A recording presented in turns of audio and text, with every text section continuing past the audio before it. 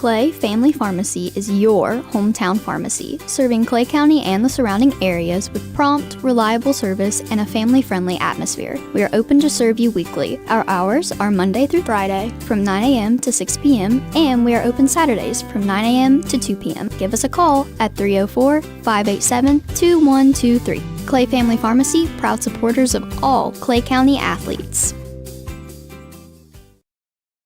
Looking for unbeatable deals? Chino's has 3 sizzling offers for just $9.99 each. Build your own large 3-topping pizza or enjoy a homestyle spaghetti lunch special with that drink. All for only $9.99.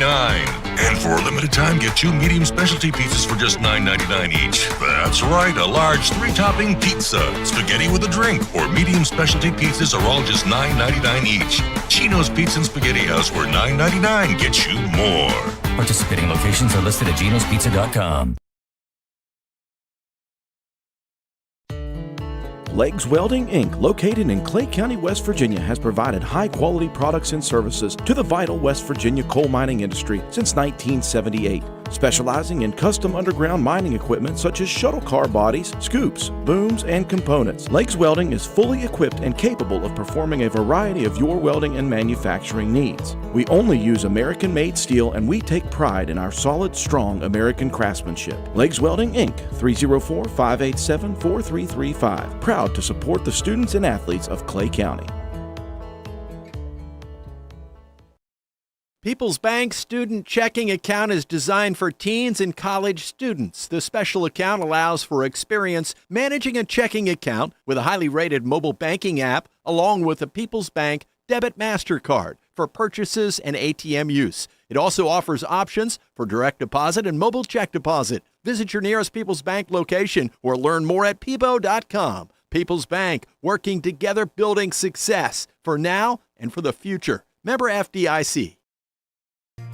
If you're interested in a new tractor or implements, give Shamlin Brothers Farm Supply a call at 304-927-1426. We are a coyote, bush hog, Vermeer, and coon dealer. Also, look us up on the web at ShamlinBrothersFarmSupply.com. And may God bless.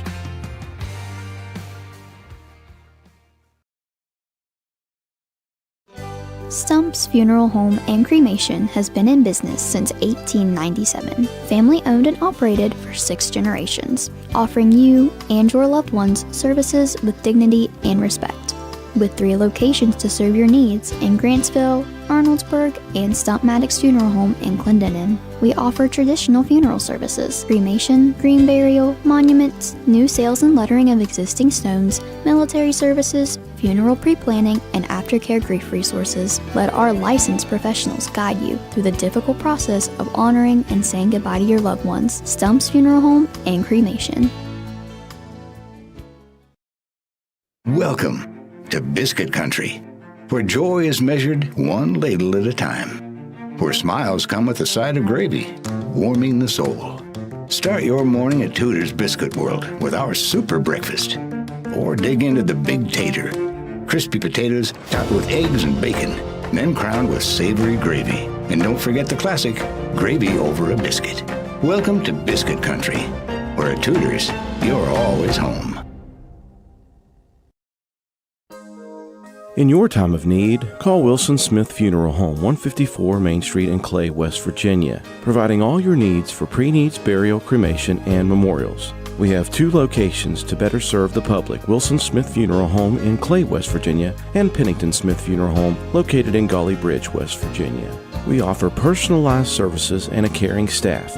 We are with you every step of the way. You will have peace of mind knowing that we are taking care of your loved one. Call Wilson Smith Funeral Home, 154 Main Street in Clay, West Virginia at 304-587-4244, or Pennington Smith Funeral Home located at 331 Main Street, Gully Bridge, West Virginia at 304-632-2111. Basil W. Smith Jr., LIC owner. Tracy Osborne, Office Manager. Hunter Jones, Apprentice. Staff members Greg Fitzwater, Bobby Joe Harmon, and Candy Dorsey.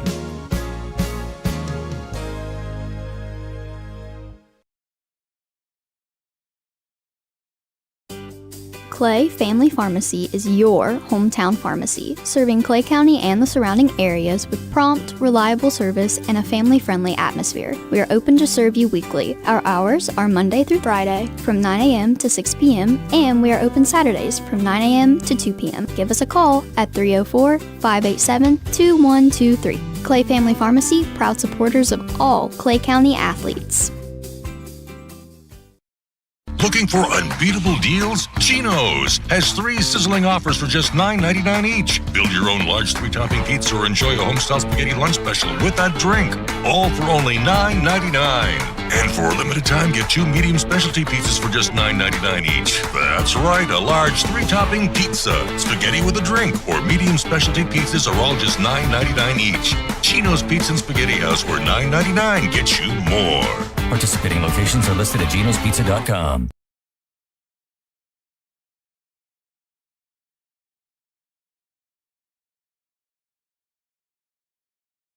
Tony here. Go-Mart's Groovy Hoops is on now. Earn bonus rewards points and tokens with specially marked items. Hey, it's Brad checking in. Go to gomart.com or check the app for details.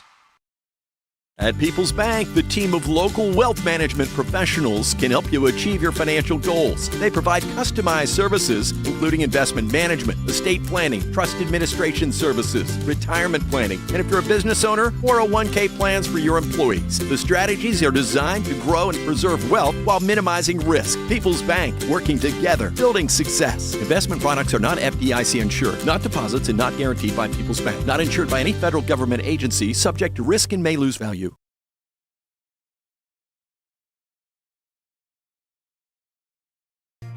If you're interested in a new tractor or implements, give Shamlin Brothers Farm Supply a call at 304-927-1426. We are a coyote, bush hog, Vermeer, and coon dealer. Also, look us up on the web at ShamlinBrothersFarmSupply.com. And may God bless.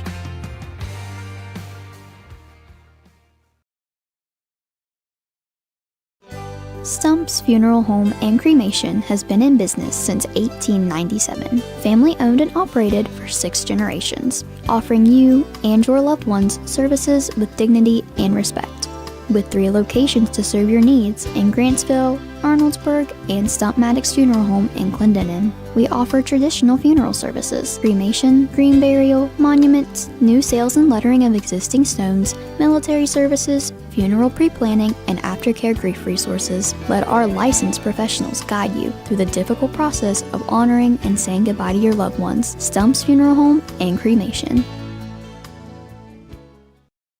Welcome to Biscuit Country, where joy is measured one ladle at a time, where smiles come with a side of gravy, warming the soul.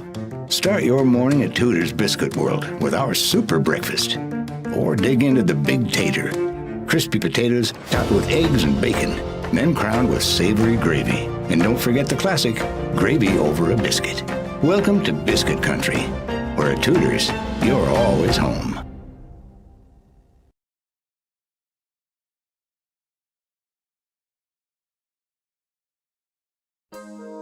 In your time of need, call Wilson Smith Funeral Home, 154 Main Street in Clay, West Virginia, providing all your needs for pre-needs, burial, cremation, and memorials. We have 2 locations to better serve the public: Wilson Smith Funeral Home in Clay, West Virginia, and Pennington Smith Funeral Home located in Gully Bridge, West Virginia. We offer personalized services and a caring staff. We are with you every step of the way. You will have peace of mind knowing that we are taking care of your loved one.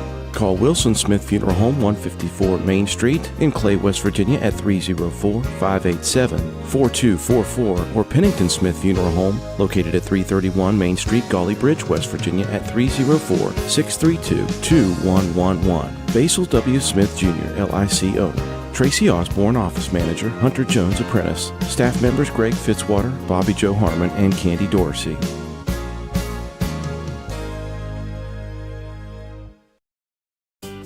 Clay Family Pharmacy is your hometown pharmacy, serving Clay County and the surrounding areas with prompt, reliable service and a family-friendly atmosphere. We are open to serve you weekly. Our hours are Monday through Friday from 9 a.m. to 6 p.m. and we are open Saturdays from 9 a.m. to 2 p.m. Give us a call at 304-587-2123. Clay Family Pharmacy, proud supporters of all Clay County athletes.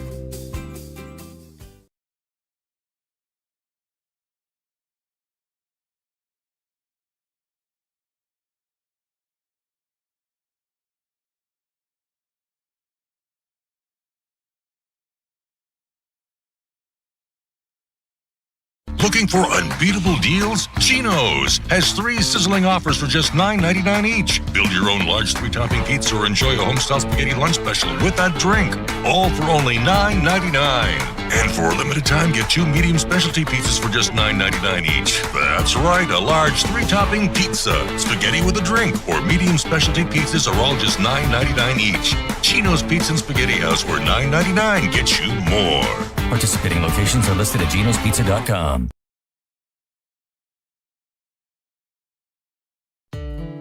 Legs Welding, Inc., located in Clay County, West Virginia, has provided high-quality products and services to the vital West Virginia coal mining industry since 1978, specializing in custom underground mining equipment such as shuttle car bodies, scoops, booms, and components. Legs Welding is fully equipped and capable of performing a variety of your welding and manufacturing needs. We only use American-made steel, and we take pride in our solid, strong American craftsmanship. Legs Welding, Inc., 304-587-4335. Proud to support the students and athletes of Clay County.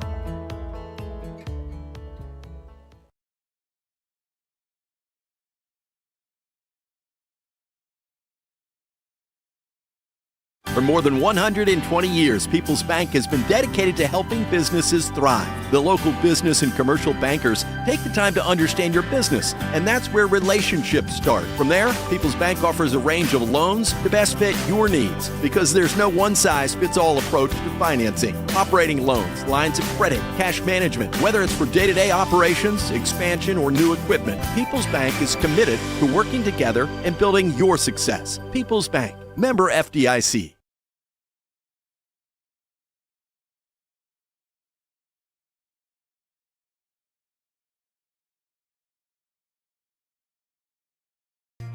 If you're interested in a new tractor or implements, give Shamlin Brothers Farm Supply a call at 304-927-1426. We are a coyote, bush hog, Vermeer, and coon dealer. Also, look us up on the web at ShamlinBrothersFarmSupply.com. And may God bless.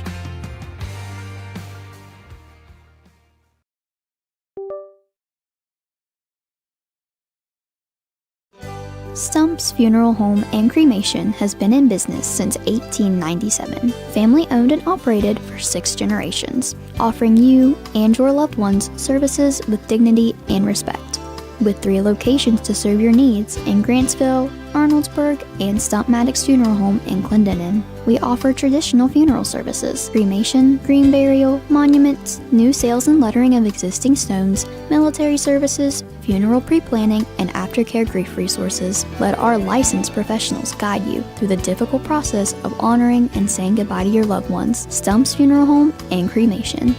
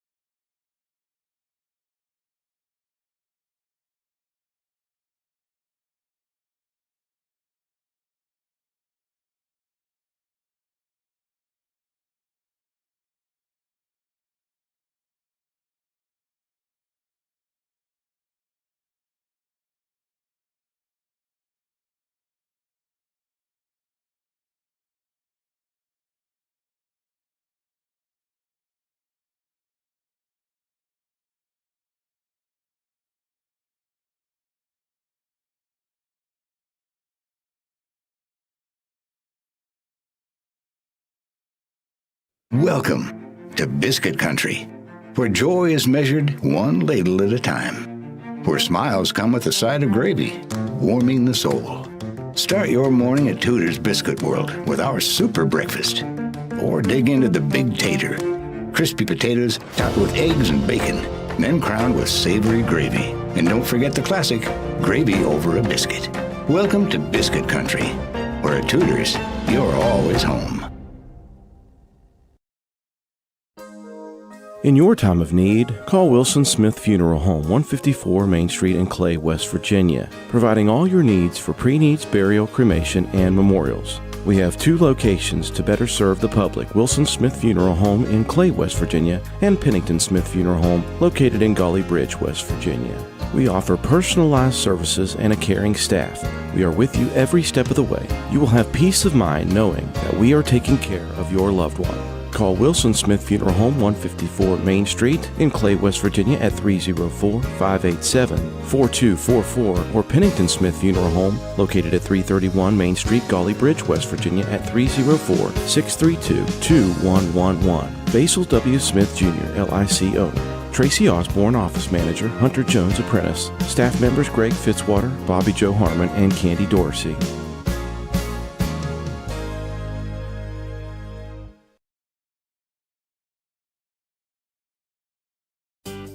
Clay Family Pharmacy is your hometown pharmacy, serving Clay County and the surrounding areas with prompt, reliable service and a family-friendly atmosphere. We are open to serve you weekly. Our hours are Monday through Friday from 9 a.m. to 6 p.m. and we are open Saturdays from 9 a.m. to 2 p.m. Give us a call at 304-587-2123. Clay Family Pharmacy, proud supporters of all Clay County athletes. Looking for unbeatable deals? Chino's has 3 sizzling offers for just $9.99 each. Build your own large 3-topping pizza or enjoy a homestyle spaghetti lunch special with that drink. All for only $9.99. And for a limited time, get 2 medium specialty pizzas for just $9.99 each. That's right, a large 3-topping pizza, spaghetti with a drink, or medium specialty pizzas are all just $9.99 each. Chino's Pizza and Spaghetti House, where $9.99 gets you more. Participating locations are listed at genospizza.com. Tony here. Gomart's Groovy Hoops is on now. Earn bonus rewards points and tokens with specially marked items. Hey, it's Brad checking in. Go to gomart.com or check the app for details.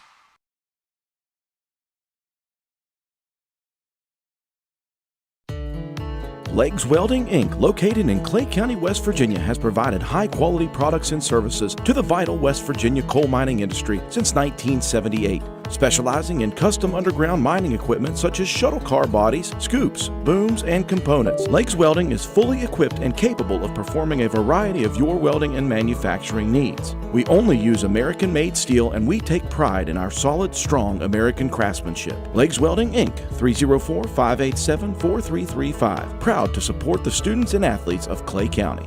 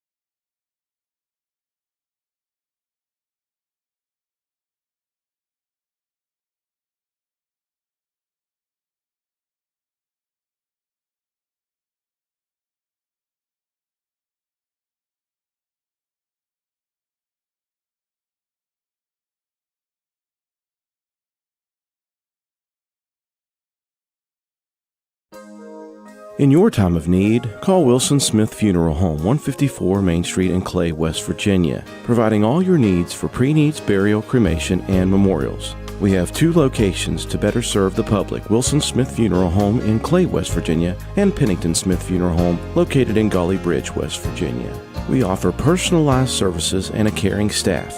We are with you every step of the way. You will have peace of mind knowing that we are taking care of your loved one.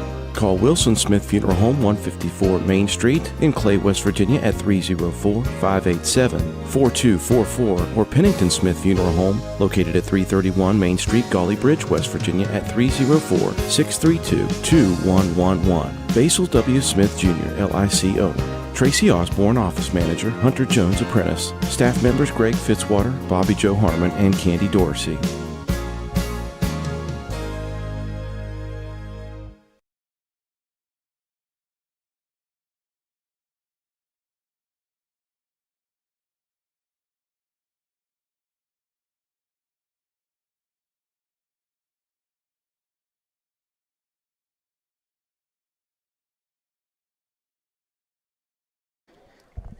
Good evening, ladies and gentlemen. Welcome in to Clay County High School. I'm Alan Tanner alongside Coach Jason Nichols for this afternoon's matchup. It's a softball matchup between Clay County. The Lady Panthers will face off against the Ravenswood Red Devils in what will be a rematch for these two teams who faced off earlier at Ravenswood. I believe the Lady Panthers came up short 8-0 in that one, so they hope to get some revenge. I'm here with Coach Nichols as we are getting the last-minute lineup touches ready to go. Coach, thanks for tuning in. Thanks for being with us as we're missing Dill tonight. He's at home with his lovely wife, Allie. We wish them the best as they are getting ready to have an addition to the family. So, Dill, take care of things back at home, and we know you're probably watching right now, and we'll try to do our best. Dill having a Lady Panther or just a regular old Panther? Well, I think he's having a future Panther. Okay. Coming up soon. So we wish Allie all the best and hope for things to turn out just the way everything should be. So I'm getting some last-minute sound adjusted here for all of us. And give me just a moment here. Let me make sure my mic's ready to go. That sounds better, doesn't it? Yeah. Maybe that's better, and we are set to go. So, for the Panthers tonight, it is a lineup that consists of Emma Arnold, Addison Taylor, Brooklyn Morton, Riley Murphy, Hannah Gandy, Roxy Schoolcraft, Lainey Sears in the lineup tonight, batting 7th, playing left field. Chloe 9 is playing third base, so a little change there for the Panthers. And Lily Nichols will play right field and bat 9th, as Layla Parker continues to be on the injured reserve list with that concussion. We hope she's feeling better. And for the Red Devils, as we are off immediately, Riley Murphy on the mound for the Panthers.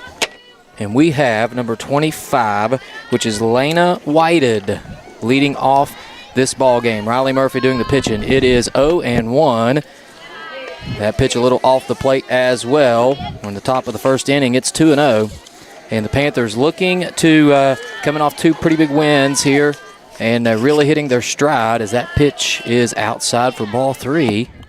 Whited now is a .429 hitter on the season. Pretty good batting average for Whited and a .500 on base percentage as well. There is a strike. And Murphy on the board now with strike 1. It's 3-1, I believe, if I'm not mistaken here. As Riley Murphy comes back to the plate, Whited bunts it to the third baseman, Chloe 9. She throws it over, but not anywhere near in time to get the runner, and Whited will be on first base. I'll tell you, that was a left-handed batter who laid it down, and she was at first base before we even caught the ball, so that's going to be a problem for us throughout the day. And this will bring up Caldwell, Josie Caldwell, a .500 hitter on the season.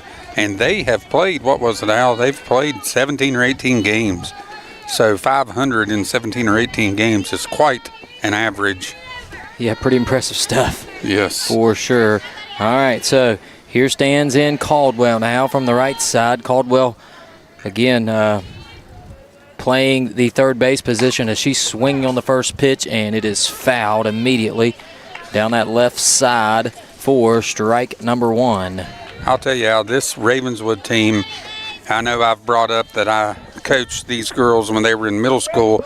This is the team that we would face in the championship game, and Ravenswood beat us 2 years in a row in the CWVAC Conference Championship game.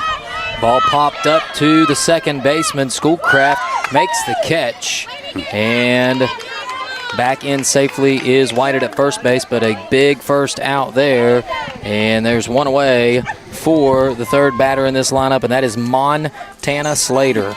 Yeah, that was a good play by Roxy. Not only did Roxy field it cleanly, but she was aware enough to try to catch, Whited off napping over at first base.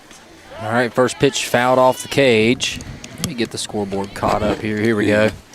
We are in the top of the first, by the way, not the bottom of the first. Here we go.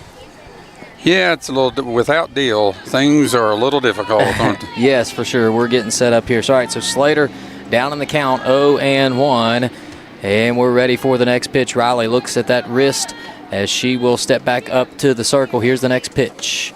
That's a little high as the runner is headed down to second base. Throw not in time. And that's a stolen base for Lena Whited with one out now. And the count at 1-1. You got a runner in scoring position. And that'll bring up this is Slater still. And Slater is batting. It says 091. I wonder if that's maybe a mistake when we typed it, as that ball gets away. And the runner will advance to third base. So at the 2-1 count, suddenly Lena Whited is standing at third base 60 feet from home plate. Montana Slater stands in. She has only walked once this entire year, or correction, 3 times the entire year, so she doesn't take a lot of walks. And that one is high for a ball. It's 3-1. And those first inning jitters. And there's some demons to exercise here in this ball game. And maybe the Panthers a little in their head early on as they'll try to get settled in. Just let your defense make the play behind you. Throw a strike. Here it is. Swing and a miss. Nice pitch. Nice pitch. And Riley, Riley's been a little rusty where she was out from pitching for, 4, 5, 6 games. And then she was able to get a handful of innings in that Buffalo contest, but that ball smacked right to third base, and it bounces off the glove as I was unable to get the replay there. That would be an E5, although that's a tough error to take because the ball was hit so hard. If she would have been able to field that cleanly, we probably could have tagged Whited out over at first base and got out of this inning with a double play. But we will have, who is this, Mast? Peyton Mast. Peyton Mast up, the cleanup hitter. Batting 500, by the way. And a little 500 hitter for just for the fun of it. Here we go. Here's the next pitch. It's in there for a strike. Hannah Gandy up and throws it down to first. Whited back in there safely. As I get the scoreboard reset here. And it looks like, let me fix this thing here. There we go. We're all set. This one fouled off the cage for strike 2. I know they've had a hit and have 2 runners on, but I like the looks of what Riley's doing on the mound here, especially being a little rusty lately. She seems to be in fairly good control of her pitches. I agree. Here's the next one. It is hit right to the shortstop and caught for the out, and I don't know if I'm going to be able to catch that replay or not. You're going to see it hard off the bat. And it came off the bat so fast, Emma made a very nice play on that. How about that one?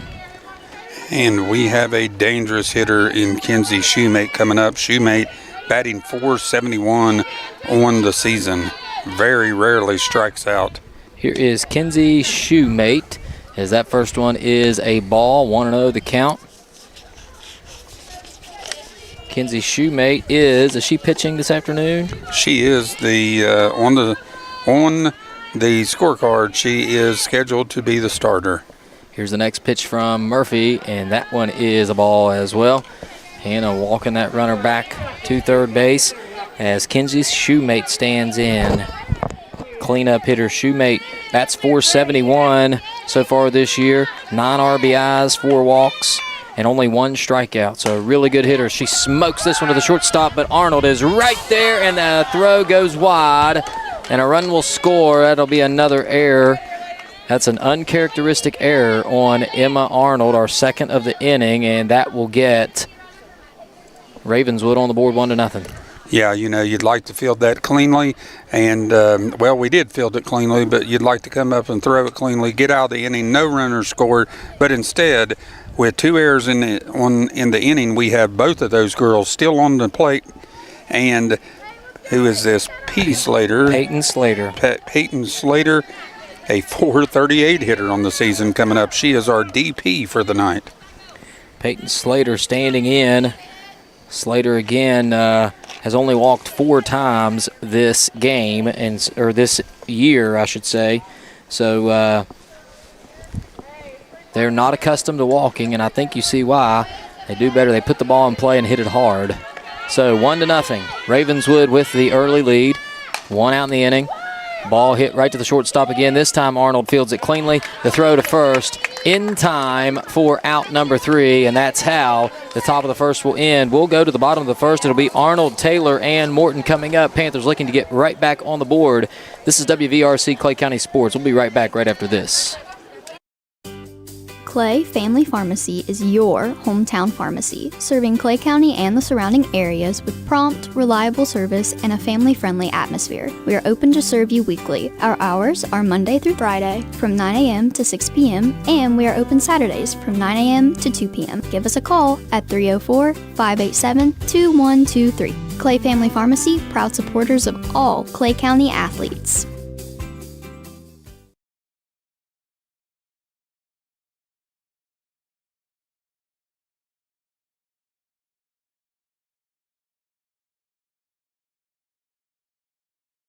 Looking for unbeatable deals? Chino's has 3 sizzling offers for just $9.99 each. Build your own large 3-topping pizza or enjoy a homestyle spaghetti lunch special with that drink. All for only $9.99. And for a limited time, get 2 medium specialty pizzas for just $9.99 each. That's right, a large 3-topping pizza, spaghetti with a drink, or medium specialty pizzas are all just $9.99 each. Chino's Pizza and Spaghetti House, where $9.99 gets you more.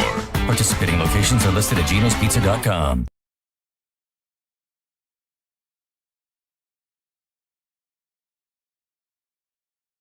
Tony here. Go-Mart's Groovy Hoops is on now. Earn bonus rewards points and tokens with specially marked items. Hey, it's Brad checking in. Go to gomart.com or check the app for details.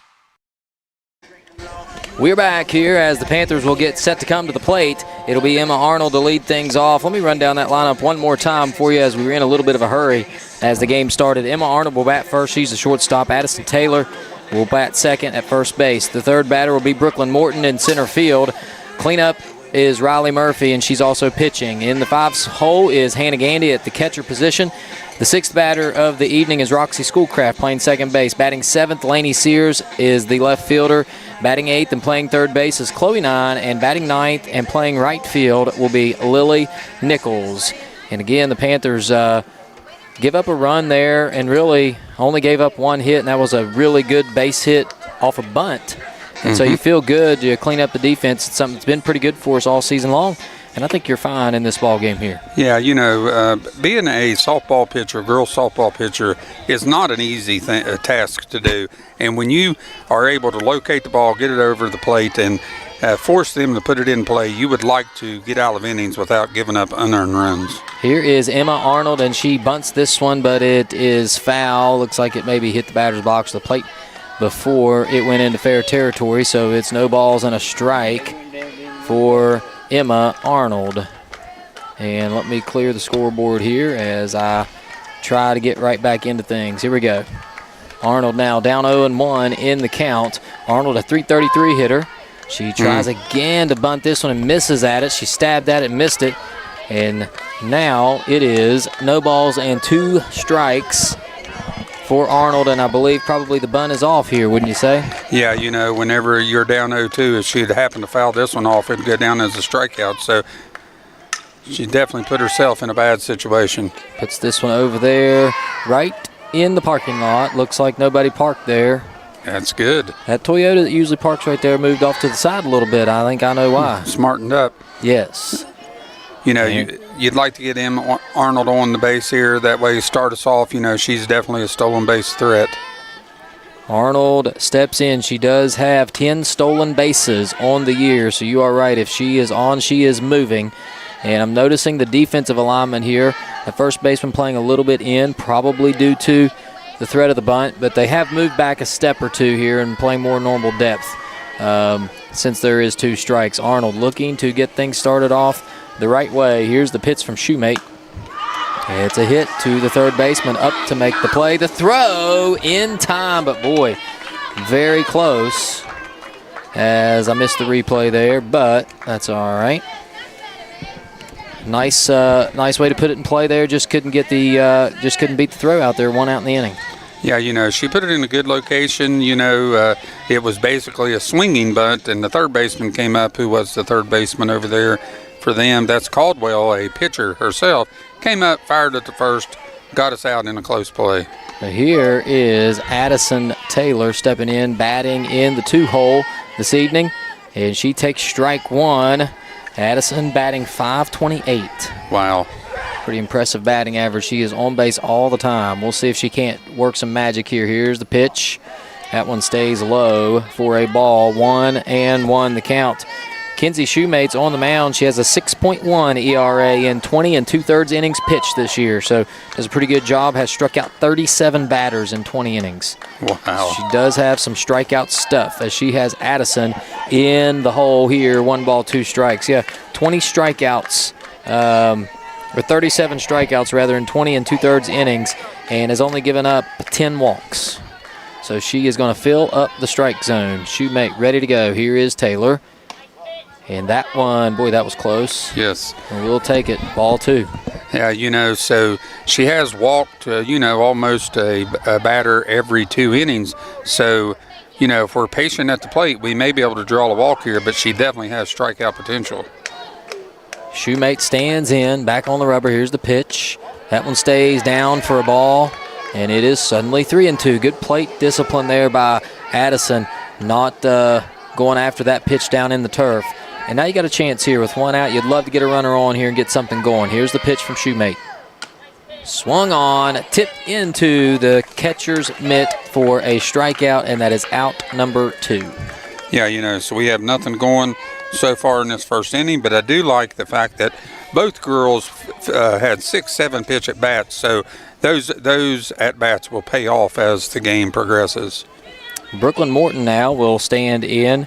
She is the center fielder this evening and definitely a threat at the plate as she takes the first pitch high for ball number 1. Brooklyn is one of the better softball players in this part of the state. I'll see if I can't locate her stats here on the sheet. She's batting. There's going to be a hit into right field as that ball kind of went up over the first baseman's head and just kind of died. And you see it right there. You caught the last tail end of it there anyways. Yeah, Brooklyn is a .429 hitter with 14 RBIs and 11 stolen bases. So she is a do-it-all hitter. And speaking of do-it-all, here comes Riley Murphy to the plate. Brooklyn, a 600 hitter, by the way, in case anybody was wondering. 600 hitter. Be careful with her as you take a look there at Brooklyn. She does have 11 stolen bases. This is a team that likes to run. I was actually shocked by that number because it's not often, and probably more so because you see Brooklyn hitting with runners on base where she's at in the lineup. But she does have 11 stolen bases, and she's a smart base runner, which probably leads to a lot of her steals. Rather than just raw speed, it's more intelligence on the base paths as it's 1-0 here to Murphy. Here's the next one, and there goes Brooklyn. There you go. And gets in there without even a throw. Good pitch to run on. It's 2-0. And now you got a runner in scoring position with arguably your best hitter at the plate. You can't ask for anything more than this. Now we just got to connect, and we got a visit to the mound here. Yeah. That's kind of an early visit. Maybe they're worried about setting something up. Of course, they also could be talking about maybe putting Riley on intentionally. Yeah, that is one thing that maybe the occasional fan doesn't recognize when you have a runner at first base and a big hitter up, stealing is a great thing because you get that runner closer to home, but it does open up a base, especially with 2 outs. And maybe in a situation here where they put Riley on and they take their chances with Hannah Gandy, who is on deck. However, Hannah bats .379. She's got a .500 on base percentage, so she does get on base herself here. So we'll see what happens as Riley steps in here. It's 2-0. And Riley ready to go. She will look for a pitch to hit. Brooklyn stands on second base. Here's the pitch. That one stays high for ball 3. Is this a situation where it's maybe the unintentional intentional walk? Well, they're definitely talking. They probably went over pitch location, that looked like they wanted it to be out up and away against Riley. Well, and there's a strike. So probably they just talked about making sure their defensive alignment was set up. Maybe something they spotted that they didn't like that was going on that that we are unaware of. Here's the next one, and it is fouled off.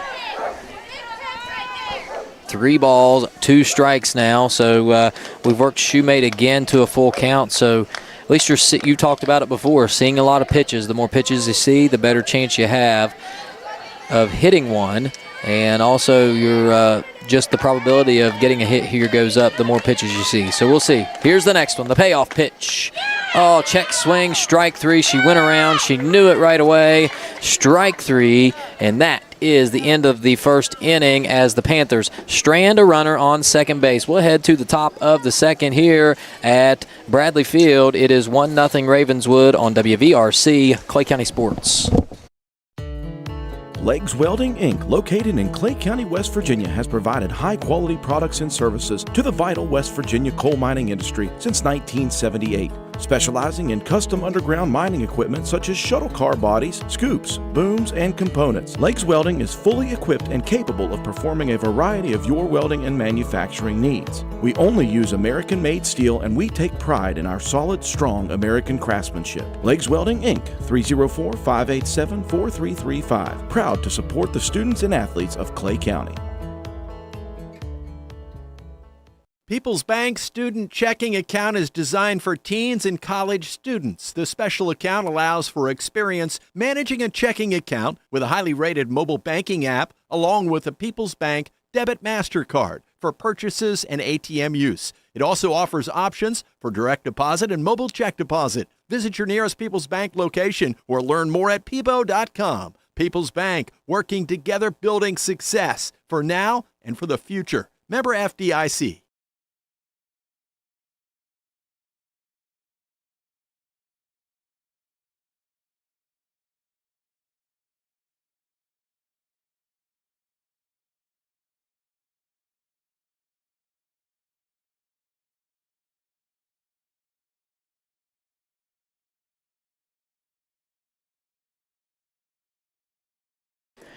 We are back here at Bradley Field, top of the second inning. Ravenswood and Clay County. Ravenswood with a 1-0 lead.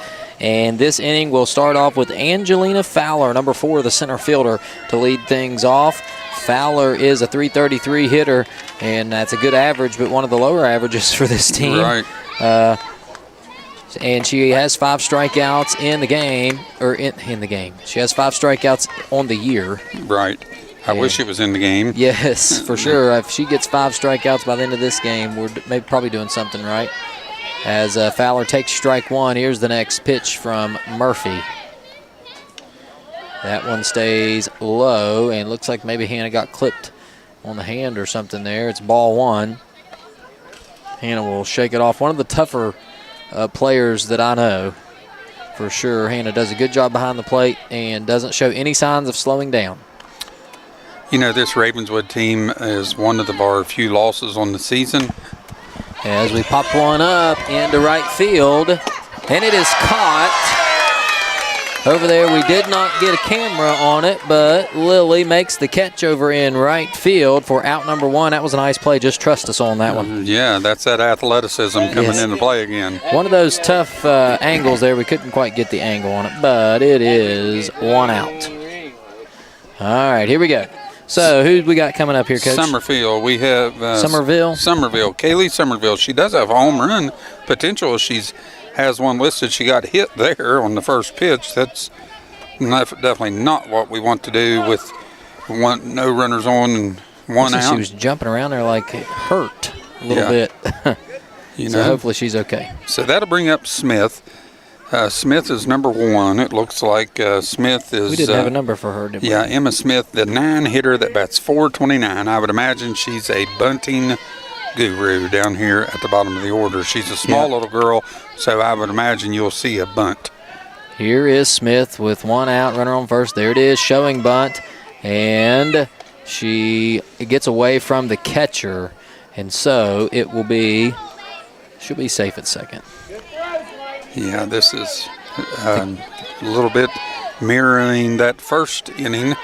Yeah, and you don't want to give up nothing silly here as Hannah will catch that one, but it's high. And it is suddenly 2-0 to Emma Smith. And just if she's going to give you an out here, take it before that runner comes around and gets to third before she bunts it. And again, another pitch that is high. It's 3-0, and you wonder if they think too much about that. If there's 1 out in the inning and she's going to give herself up, just take the out, and then you know you got 2. But we'll see the next pitch here, and it is fouled away. Well, she didn't look to bunt there. No, she did not. I would imagine that the fact that Somerville was able to take second on the pass ball, she was able to get over. They took the bunt off, and now they're going to let her hit away. All right, Murphy stands in. Here's the 3-1, right in the strike zone. That is strike 2, and it is a full count to Emma Smith. Emma Smith is the left fielder. She stands in. It's a beautiful evening. It is not too hot. That sun went over the mountain, and it is perfect for softball weather. Here's the full count pitch. It's a line drive over to the third baseman. The throw in time for the out.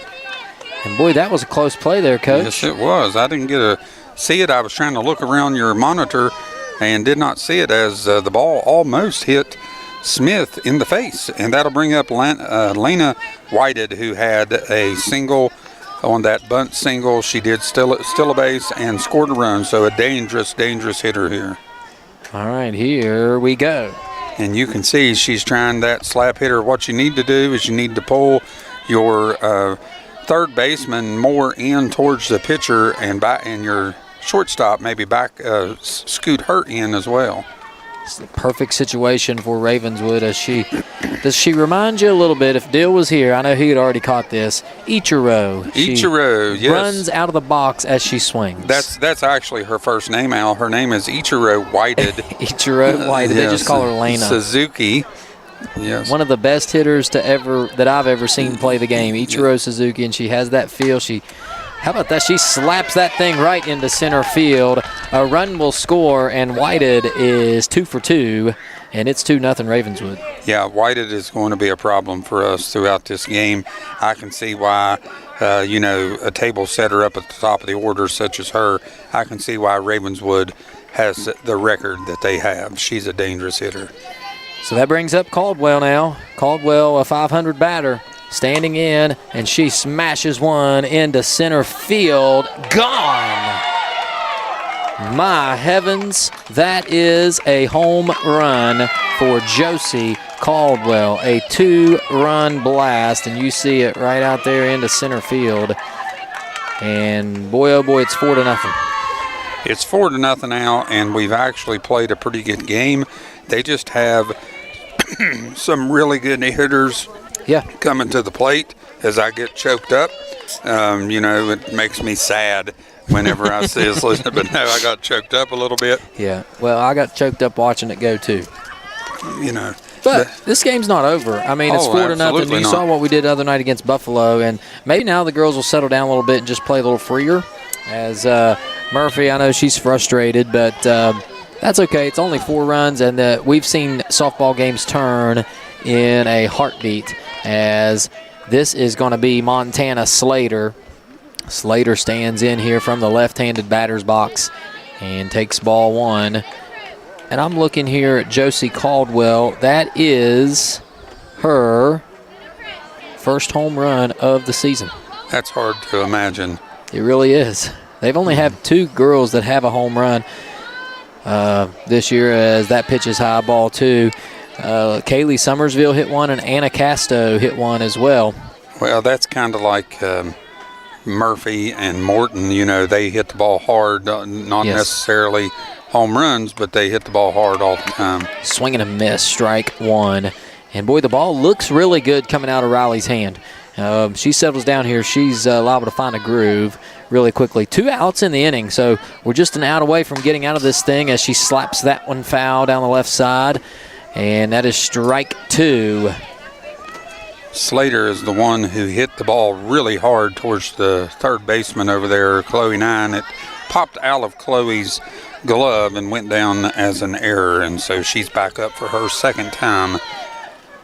Here we go. Riley on the mound. Here's the pitch. That one stays high. Ball 3. So she's worked it full now, has Slater. 3-2.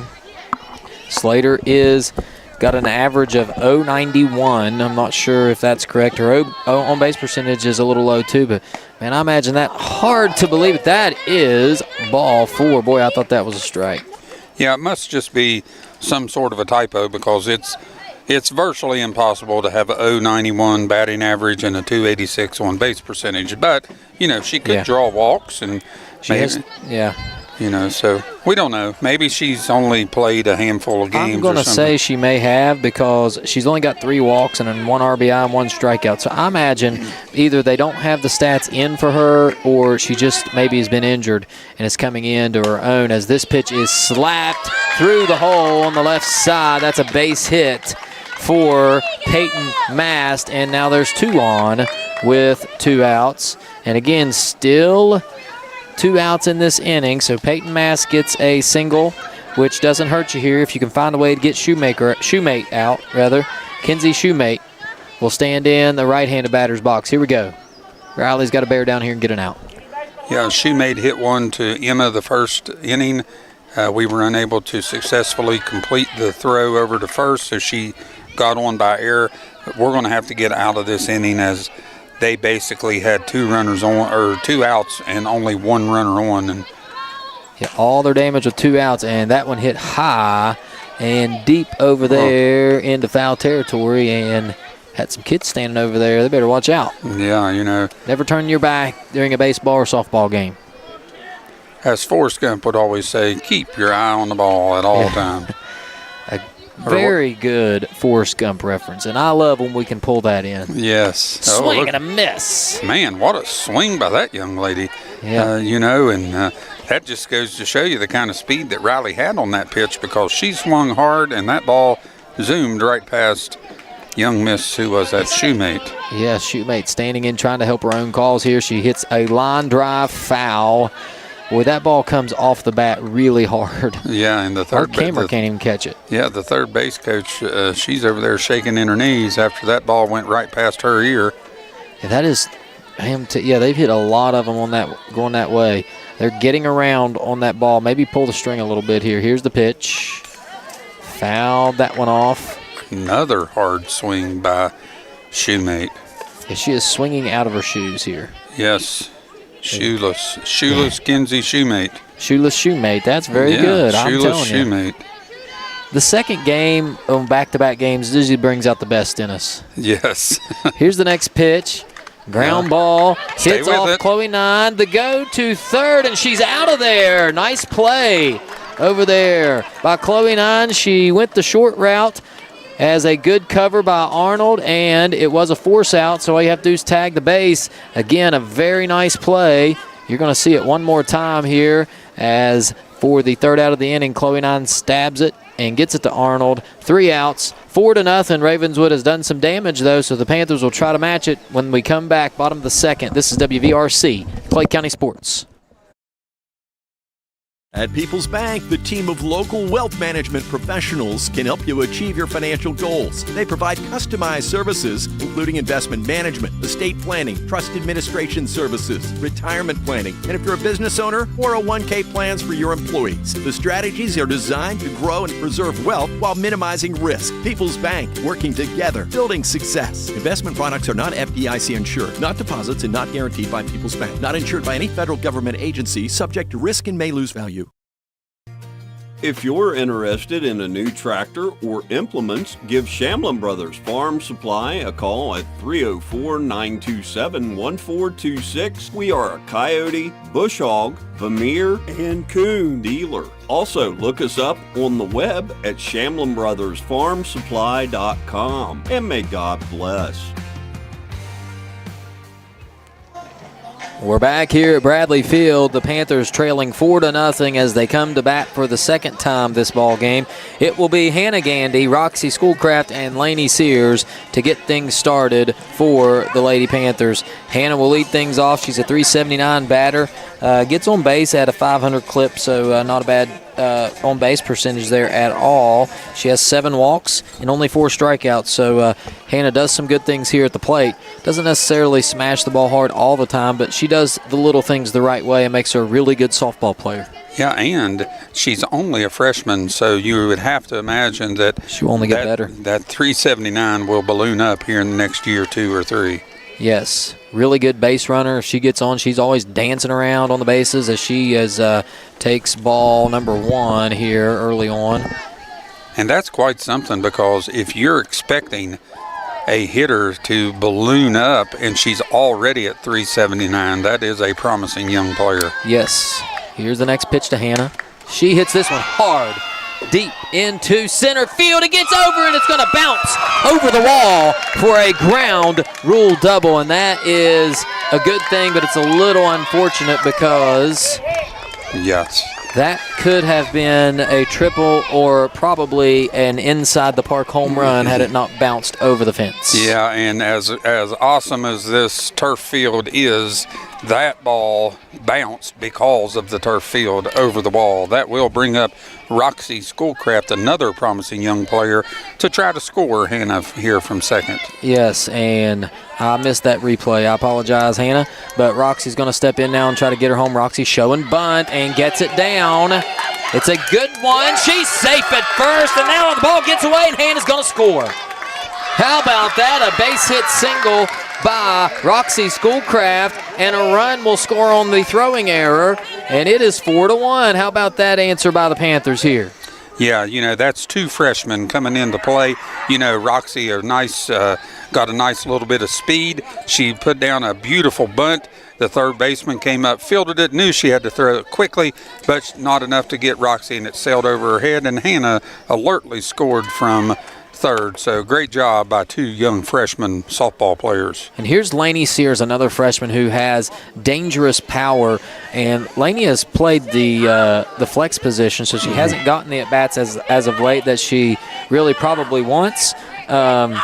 Promising young player. She does bat .250, but she has a home run on the season as well, so she does have some power batting here in the bottom third of this order, and she swings right through that one for strike 1. It's 1-1 the count. Panthers have inched a little bit closer here to start this bottom of the second inning. A ground rule double by Hannah Gandy and a bunt single by Schoolcraft gets the run home.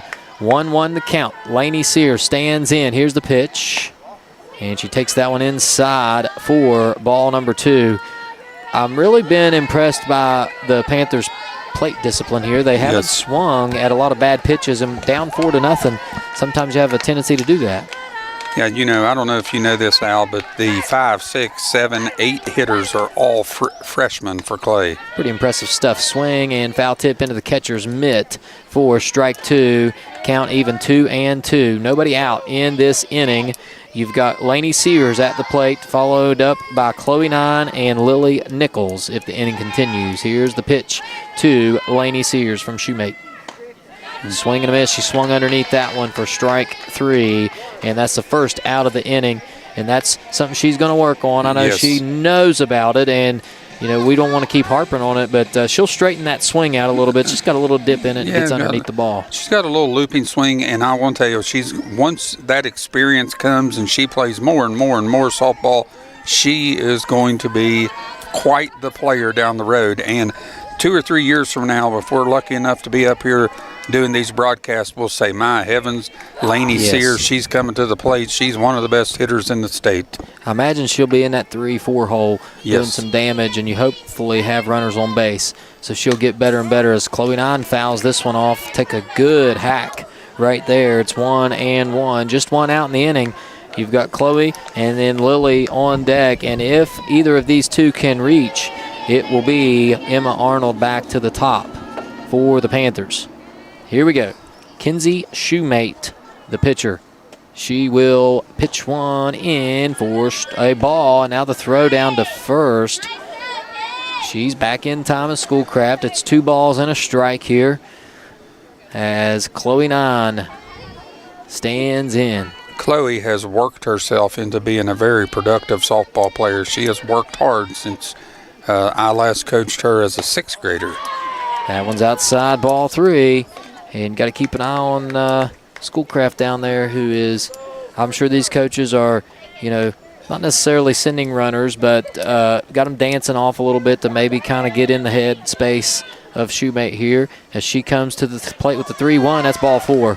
Good plate appearance there for Chloe Nine and a good at bat, and that will be 2 runners on for Lily Nichols. Yes, I would look for this to be a bunting situation as we bunt to get back to the top of the order. Put 2 runners on, 2nd and 3rd. Lily has proved her worth at the plate. She's got a lower average at 286, but she always puts the ball in play.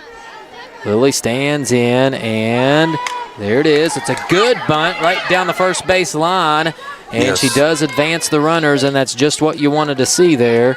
So you get the second out, but you advance the runners, and you turn that lineup over for Arnold here with a chance a base hit could score 2. Yes, excellent bunt. I liked how she bunted it right down the first base line. Good bat control. Lily, just a sophomore, she's going to be, a very dangerous player as her career goes on. Now here's Emma, 333 batter leading off. Here's the pitch, swing and a miss at one, probably low and out of the strike zone. 0-1 to Arnold. And you're back at the top of that order here. You've got Arnold, and if she can find a way to reach, it's Addison Taylor. And this is where you want to be, and now we have a stoppage. Yeah, Emma, good opportunity here for her to get a good run, get a good hit, maybe score 2 runs, put us right back in this game at 4-3 if we could somehow score them, and that would mean Emma would be on as well for Addison, and we know what Addison can do at the plate.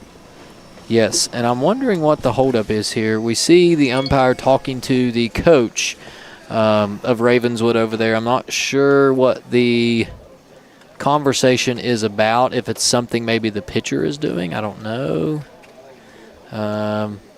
They're discussing something over there. As you can see, the umpire explaining the situation to the head coach. And I'm not sure what's going on here. Looks like the coach is going to come out of the dugout now. I don't know if they have some issue with maybe a pitch, maybe an illegal pitch or something like that was spotted.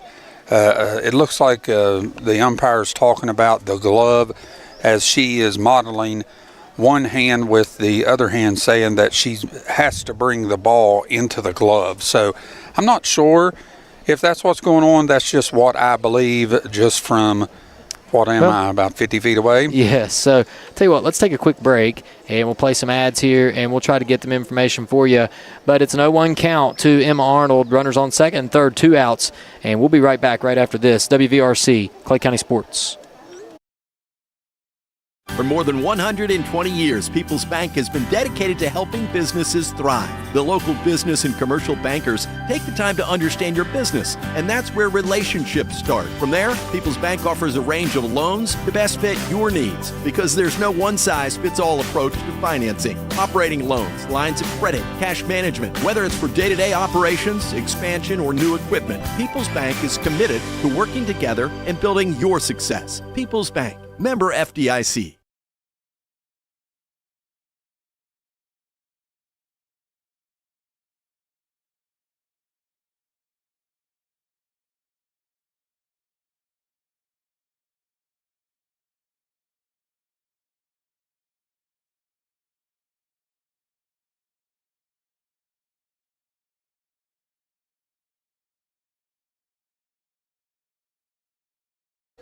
All right, we're back, and we still have no explanation here.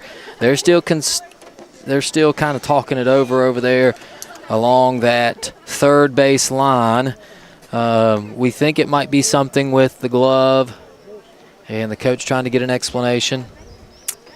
I think they're talking about, I swear I do, and I could be wrong, but I believe they're talking about the pitcher has to bring the ball to the glove, and if the ball stays out of the glove and the ball in her hand and doesn't touch the glove, that would be an illegal pitch. And I will tell you this, the field umpire in tonight's game has quite the experience, as she has worked the last 2 or 3 state tournaments. Yeah. So this is something that she has spotted with, and I would imagine that this will go down and help young Miss Shoemate as she goes on, because Shoemate is lights out on the mound. Now, you don't know this yet. I haven't even told you this yet, or Dill, but we had the situation a few games ago with the pitch we thought was maybe an illegal pitch, and I think we did get some confirmation from some higher-ups that what should have been an illegal pitch, and our video may actually be used in some training videos. Oh, is that right? For umpire training.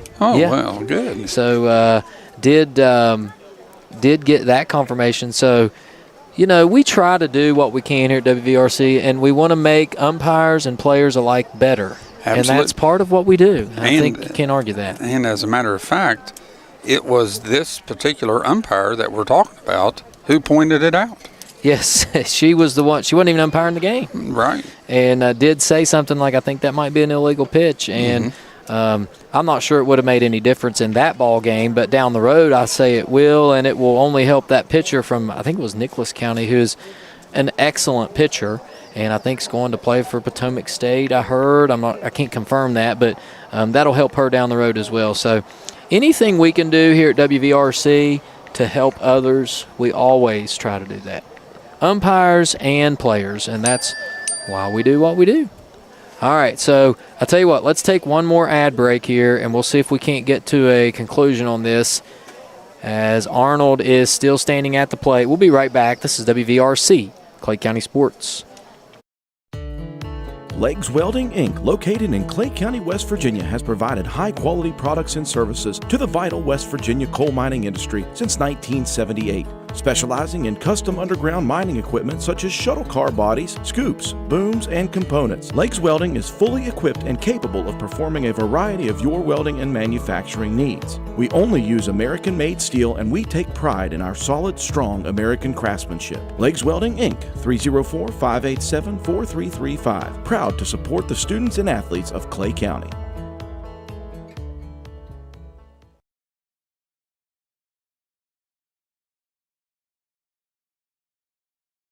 Tony here. Go-Mart's Groovy Hoops is on now. Earn bonus rewards points and tokens with specially marked items. Hey, it's Brad checking in. Go to gomart.com or check the app for details. All right, I think we're right back and ready to go. Emma Arnold with an 0-1 count, trying to get 2 runners home, an inch closer for the Lady Panthers. It's 4-1 your score. Here is the pitch from Shoemate, and it is hit down the right field, and it gets past the right field. A run will score. 2 runs will score. Arnold rounding second. It goes all the way to the fence, rounding third, and she will head home for the tie. She's in there safe and in the park, home run. How about that? And Al, I'm not a great scorekeeper, but I believe where the runner dove for it and did not come up with that and did not get any hands on or anything, that does go down as an inside the park home run. What a play. After all that, I was getting ready to ask you, who does this favor, the long wait, as Addison Taylor comes up and takes ball one? I was getting ready to say, does this favor the batter a long delay here or the pitcher? But that may have just answered my question, is maybe Emma had time to think about it and come out swinging. How about that? What a play. Here's a ground ball right to the pitcher. She can't come up with it, and Addison will be safe at first base. That was a very hard hit ball. And I don't know, does that go down as a hit or an error? Well, let me see the replay. If we have it, I don't know if it ricocheted off of her or if it came off of her glove. I missed the replay. Okay. We'll count it as a hit just for the fact that we're not official scorers anyway. I'm good with that. But I couldn't tell if it came off of her. Well, here's Brooklyn Morton now, and now you have a runner at first base. The game is all tied up at 4 with 2 outs in the inning, and now Morton will stand in with a chance to do some damage herself. And boy, this ladies Panther softball team just keeps getting better and better, don't they? Yes, they do, and this is the second time through the order. There's a hard hit ball, gets to the second baseman. The throw, safe. She beat it out. How about that? Nice play there by Morton, and that runner will advance to second. We'll see if we got a replay on that one. Yes, we did. You're going to see it right here. The throw, I think she was safe. I think it was a tie, and that goes to the runner. And Hal, we have Riley Murphy coming up, and we mentioned in the previous broadcast, this is who you want coming up in these situations. Murphy, I always feel like Murphy's going to get a hit. Yes, Riley Murphy stands in. Here's the pitch. She hits this one right to the shortstop. The throw to first in time for the out. Maybe she reached for that one a little bit. So that will end the inning, but the Panthers come back and tie this game up, highlighted by the inside the park home run from Emma Arnold. What a play. It is 4-4, new ball game. We'll head to the top of the third on WVRC Clay County Sports. We'll be right back. Clay Family Pharmacy is your hometown pharmacy, serving Clay County and the surrounding areas with prompt, reliable service and a family-friendly atmosphere. We are open to serve you weekly. Our hours are Monday through Friday from 9 a.m. to 6 p.m. and we are open Saturdays from 9 a.m. to 2 p.m. Give us a call at 304-587-2123. Clay Family Pharmacy, proud supporters of all Clay County athletes.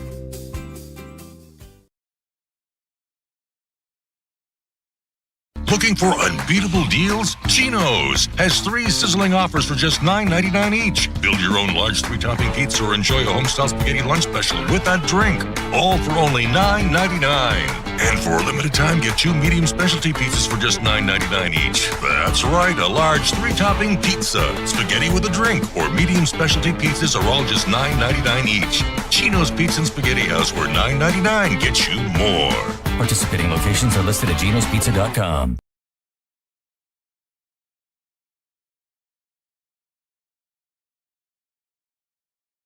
We are back here at Bradley Field. Peyton Slater will lead things off for the Red Devils. It'll be Slater, followed by Angelina Fowler and Kaylee Somerville, I should say, Somerville. And now looking here at Slater, she is a .438 hitter with a .524 on-base percentage. She does have 5 RBIs on the season, 4 walks, 5 strikeouts.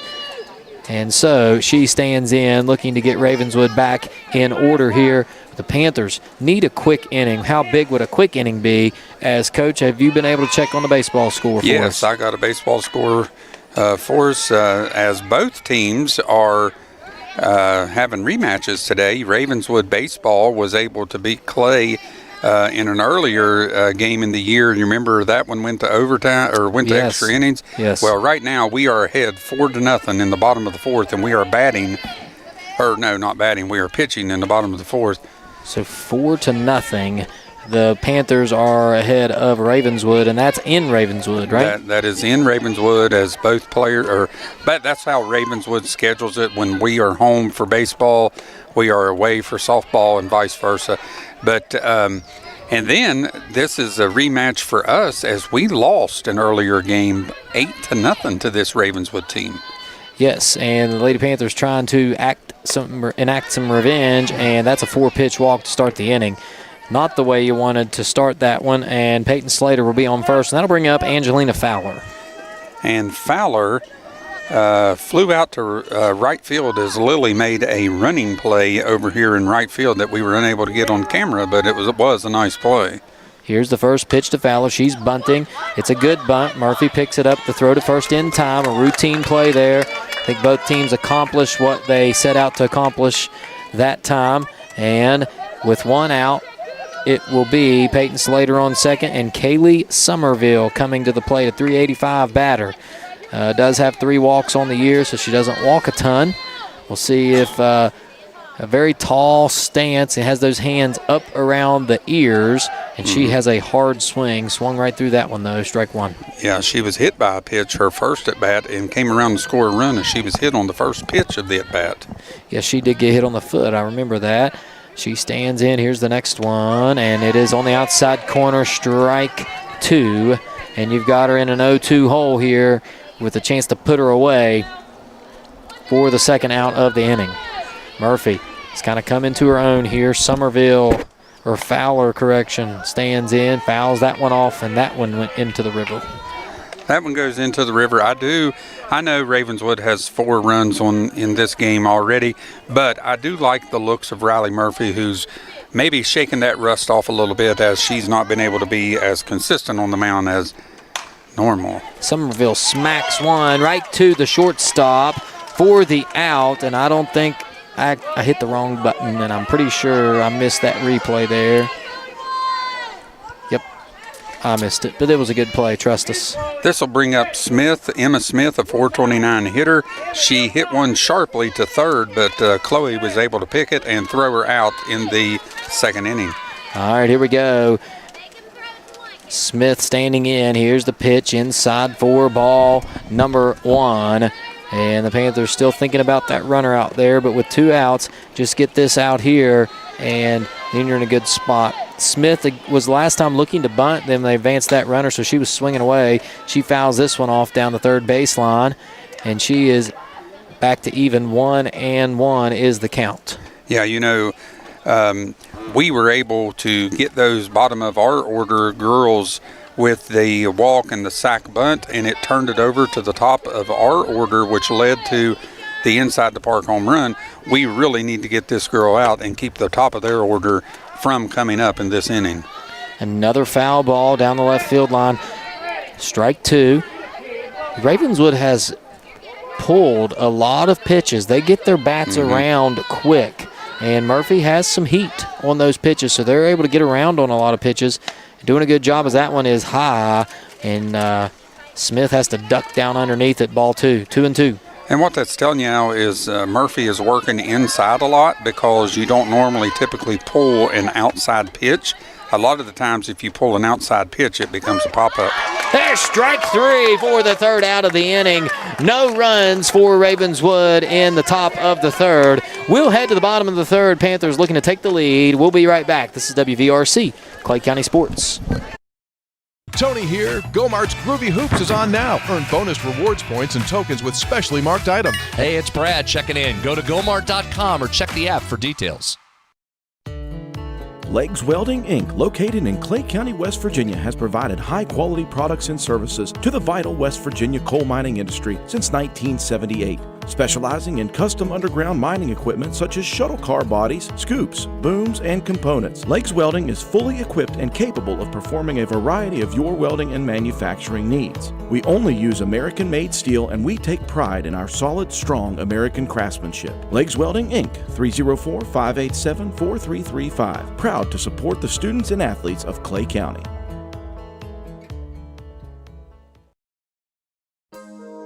In your time of need, call Wilson Smith Funeral Home, 154 Main Street in Clay, West Virginia, providing all your needs for pre-needs, burial, cremation, and memorials. We have 2 locations to better serve the public: Wilson Smith Funeral Home in Clay, West Virginia, and Pennington Smith Funeral Home, located in Gully Bridge, West Virginia.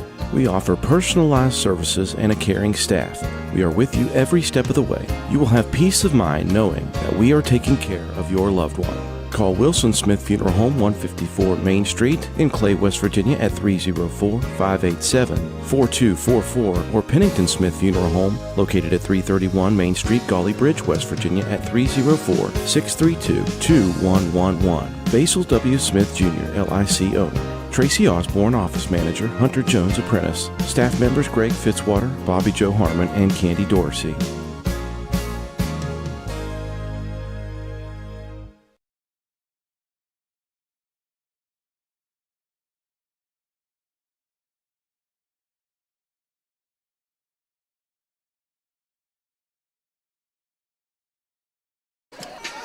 All right, we are back as Al is doing some mechanical work over here on our camera. Our camera has a little shake to it, so he'll be back with us momentarily, as that's why you may see the shaking here on the camera.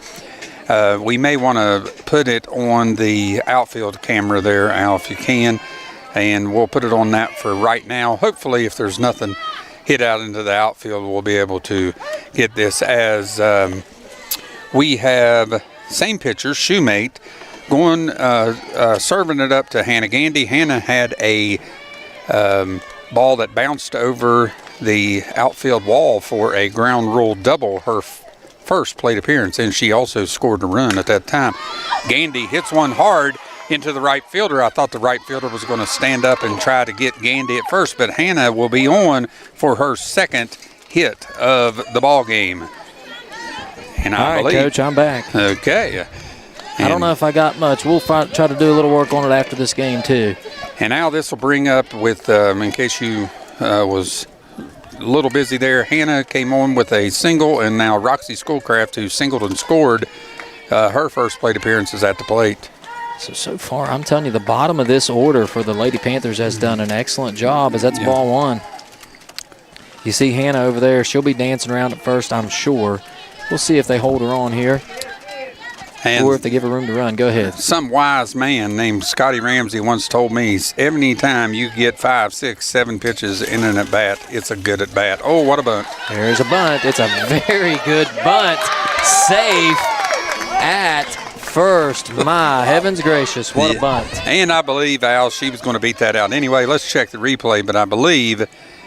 yeah, she beat that out anyway, so that will go down as another hit for Miss Schoolcraft, and that's the second time in a row she's beat out a bunt attempt, I believe. And here we go, Al, with the bottom of the order doing some damage for us. Here's Lainey Sears standing in, 2 runners on, nobody out. I believe this is how the last big inning started. And so it is Lainey Sears standing in. Boy, I would love to see her get a hold of one here. Here's the pitch. Stays low for a ball, 1-0 the count. And Hannah out there. We talked about this, Dill and I, when you were unable to join us for the Buffalo game. We talked about how the base runners, an active base runner, sometimes gets in the head of a pitcher. And let's see if Hannah can't do that for us here this inning. Hannah stands off second. Here's the pitch to Sears. Swing and a miss. Nice swing by Lainey. I know she didn't connect with it, but that was a nice swing. 1-1 the count. If I was Lainey, what I would do, I remember we had a girl named Skyly Wilmoth, pull the top hand or the bottom hand back and maybe make less of an elbow, you know what I mean, a 90 degree with that elbow, and that will help her catch up with these balls a little sooner. You know, just adjust your hands a little further back. That may be something she tries here as she is ahead in the count, 2-1. Standing in, Shoemate now comes to the dish. There's a strike right down the middle, heart of the plate. Lainey a little hesitant to swing. Yeah, good pitch by Shoemate. Shoemate, as we've mentioned, excellent pitcher. She is laboring a little bit here in the second and the third inning, but excellent pitcher. She'll regain her composure. 2-2 count to Lainey. Shoemate stands in. Here is the pitch. And that one hit down the right field line. Fair ball all the way to the fence. And around and scoring is Gandy. to third is Schoolcraft, and that's an RBI double for Laney Sears. What a shot. Yeah, and there it is, Al. That is what we're talking about. When Laney Sears gets a hold of a ball, she is as good as anybody in this order. All she has to do is work on the contact. She is going to be danger, danger, danger down the road, and this will bring in another freshman, Chloe Nine. So the 5, 6, 7 hitters all reach, and there's a run scored, and now there's a ball outside. As we get an update, the Panthers are down 5-4 now. My. So tough. Ravenswood making a comeback here. And we're in the bottom of the fourth as that one is. Here's the next pitch to Chloe Nine. That's a strike. I looked back for a moment, thought it was low, but it must have crossed the plate. That's strike one. 1-1 the count. Runners on second and third. An opportunity for Clay to add on to our 5-4 slim lead. There's a hit right to the shortstop. Runner will stay, and now she'll go to third. Out of there. Man, that's a tough one. That's a tough one. We do get the RBI. It was a good look for who was that? Laney going over to third. That'll go down as 6-3 for a put out at first, and then 6-3 for the out at second, and that will empty the bases. 2 outs, but we do have 2 runs on, and now Lily Nichols, who is a bunt threat at the plate. Well, I tell you, I think Ravenswood will take that, give up the run for 2 outs Yes. in that situation. But that's something we'll learn as Lily is swinging away and fouls that one off the cage. It was. I understand the thought they throw to first, but you got to really have some speed because they a team that like Ravenswood, a good team, recognizes that and did what they needed to do, threw her out. All right, it is 0-1 to Nichols. Here's the next pitch. She fouls that one off again, 0-2 now with 2 outs in the inning. As you would love to get Lily on here and maybe turn the lineup over Emma. Of course, you saw what she did last time. We'll see what happens here.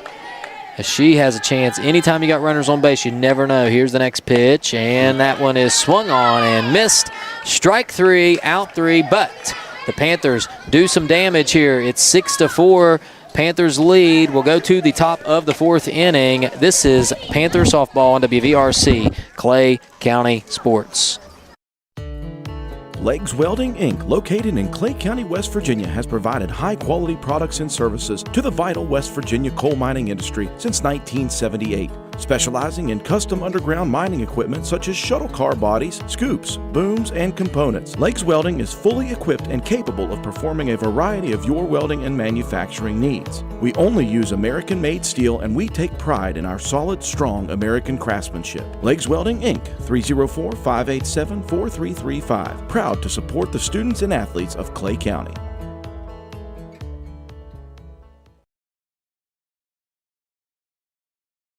People's Bank Student Checking Account is designed for teens and college students. The special account allows for experience managing a checking account with a highly rated mobile banking app, along with a People's Bank Debit MasterCard for purchases and ATM use. It also offers options for direct deposit and mobile check deposit. Visit your nearest People's Bank location or learn more at peebo.com. People's Bank, working together, building success for now and for the future. Member FDIC.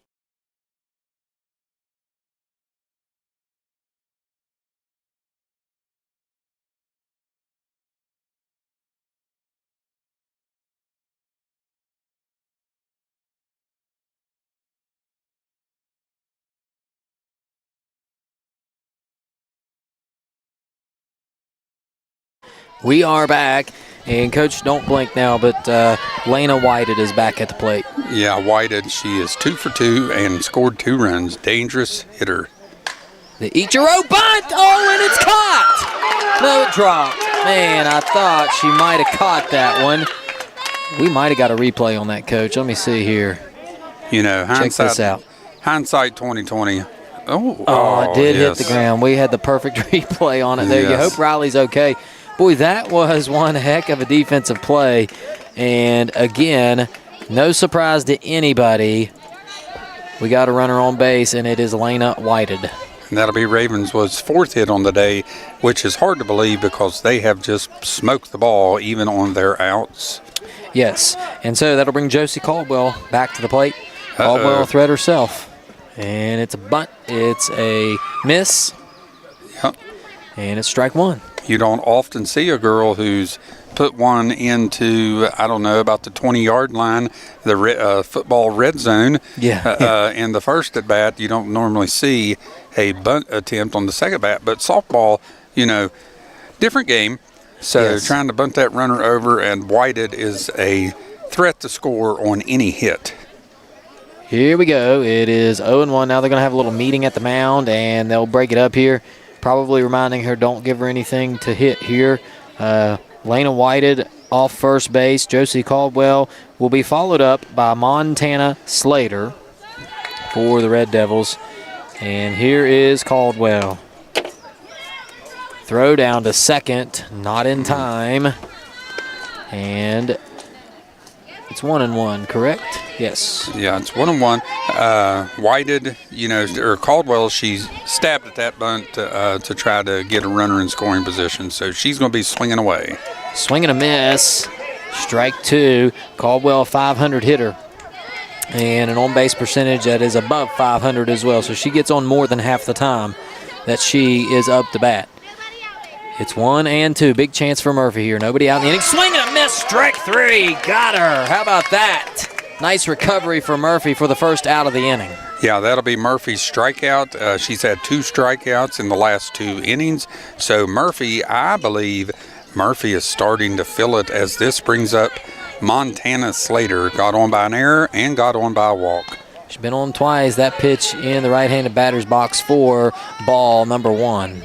And this may be one of those situations where left-handed hitters just get into your head a little bit. Just fire it like you normally do.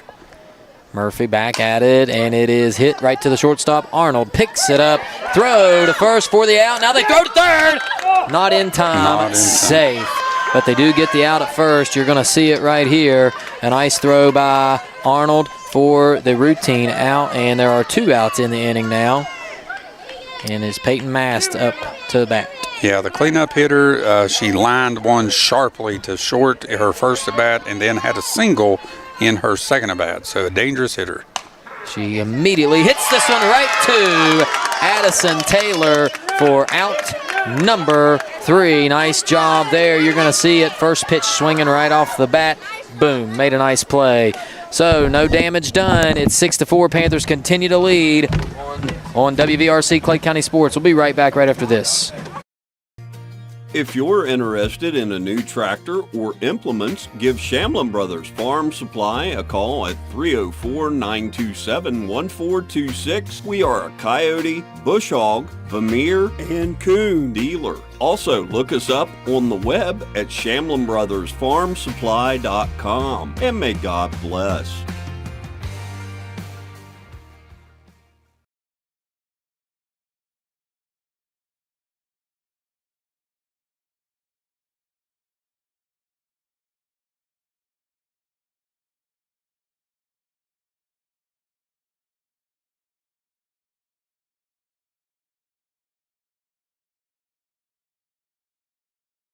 Tony here. Go-Mart's Groovy Hoops is on now. Earn bonus rewards points and tokens with specially marked items. Hey, it's Brad checking in. Go to gomart.com or check the app for details.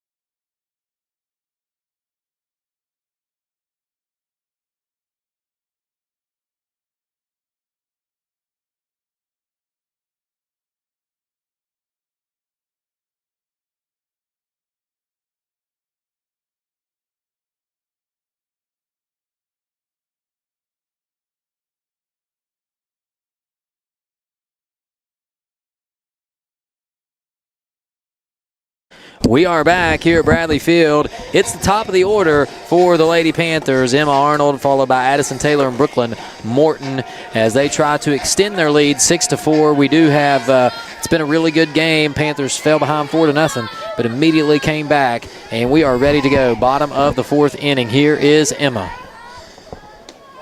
First pitch is low for ball number one. Just an update for those wondering.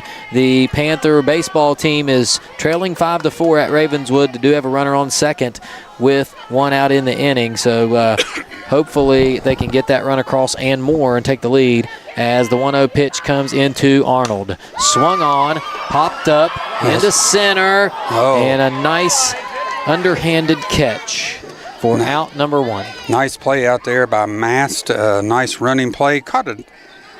Who is that? Who catches it? Center field, that's Angelina Fowler. Yeah, I was trying to think who was it catches it underhanded, old timer. Willie Mays Hayes, maybe, from the movie Major League. Yeah. That'll bring up Addison. That's the second time we've talked about Major League today. Yeah. Addison 1 for 2 on the day, a strikeout and a single. All right, here we go. Taylor with one out in the inning, trying to get things started. She stands in. Here's the pitch from Shoemate, and that one is hit hard down the right field line. That's going to get to the fence, roll around the fence. Addison is around second, heading to third, and she will be in there safely with a stand-up triple. Wow. Holy smokes. That is speed for days. And what she did, Al, she hit a ball sharply down the line. It hit the angled fence out there, and it caromed in towards center field. That'll bring up Brooklyn Morton, 2 for 2 on the day and a stolen base. How about that little dance out there from Addison? That was one heck of a little celebration out there. I love it. All right, with a runner on third and one out, Morton hits one. Same spot. Foul. We couldn't see, it's right below us. And that is just a long strike. But, man, I'm telling you, I've just been impressed from game one or scrimmage one all the way to now as how far these ladies have come when it's come to hitting. When you're playing with confidence, Al, things work out. Here we go. Right to us.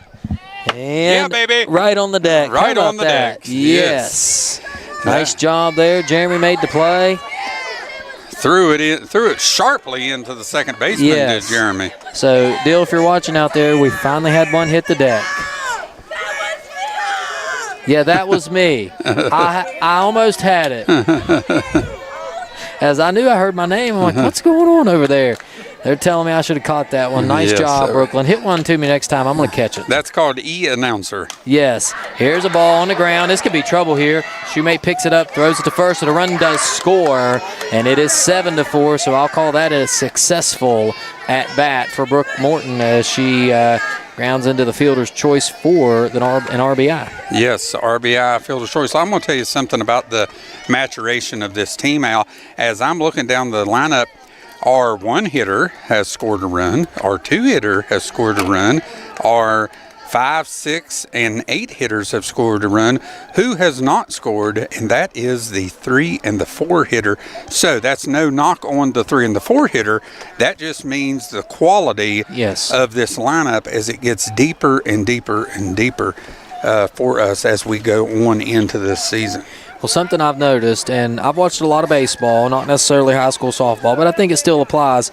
Everybody is finding their role, and not everybody is a cleanup hitter. Not everybody bats third, or you got leadoff hitters that know their role, get on base. You got the girls down at the bottom of the order. The bottom three has really produced, this game has been probably the stars of the game, has been the bottom of the order. Yes. And they're doing their jobs, and that doesn't mean you're hitting doubles off the fence. If you do, great.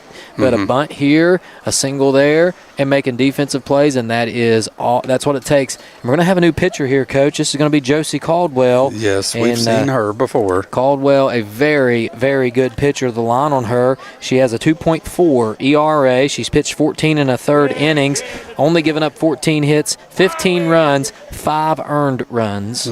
So she's going to make you work for it. Only 12 walks and 19 strikeouts in 14 innings. So that means in 14 innings, she's given up 12 walks. So that means if we are patient at the plate, then we might be able to draw a walk. That's probably her kryptonite, is maybe location a little bit. So, that'll end the line on Shoemate as she pitched 3 2/3 of an inning. She has given up 9 hits, 7 runs, and she hasn't struck out. 4 batters.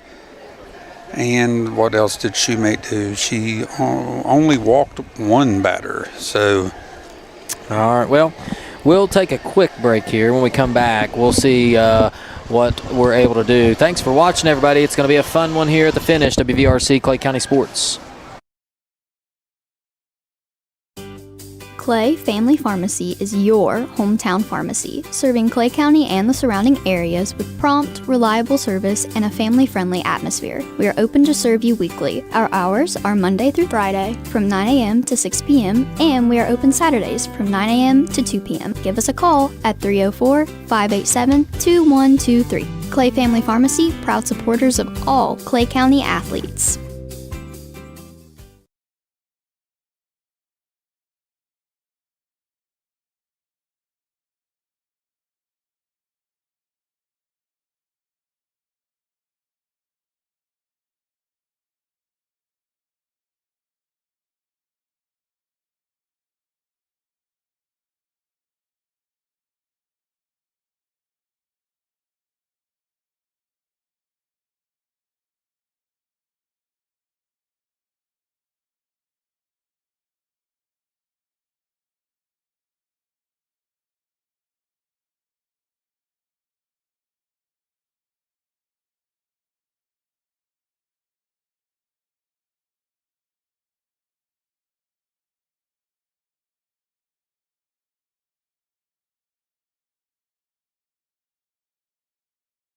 All right, we're back, and it is Josie Caldwell now pitching to try to finish off this 4th inning, and it's Riley Murphy at the plate. Here is the first pitch, and it is in there for strike number 1, and I can already see that Caldwell throws it in there hard. Yes. And she's got like a big arm swing, too, that maybe attracts your attention a little bit. Yes, and these, as you can see, this is why we struggled in middle school action against these young ladies to be able to win that championship. These girls, Caldwell and Shoemate, very difficult for us to overcome back then. But right now, we have 7-4 lead, so that's the maturity of our young ladies. And here we got another scenario. Another stoppage. I'm not 100% sure what is going on. All right, we will see here. Tell you what, let's find out. Let's take a quick break, and we'll be right back again. We'll try to finish this inning here shortly on WVRC, Clay County Sports. Oh, and it looks like they're coming right back. Tony here. Go-Mart's Groovy Hoops is on now. Earn bonus rewards points and tokens with specially marked items. Hey, it's Brad checking in. Go to gomart.com or check the app for details.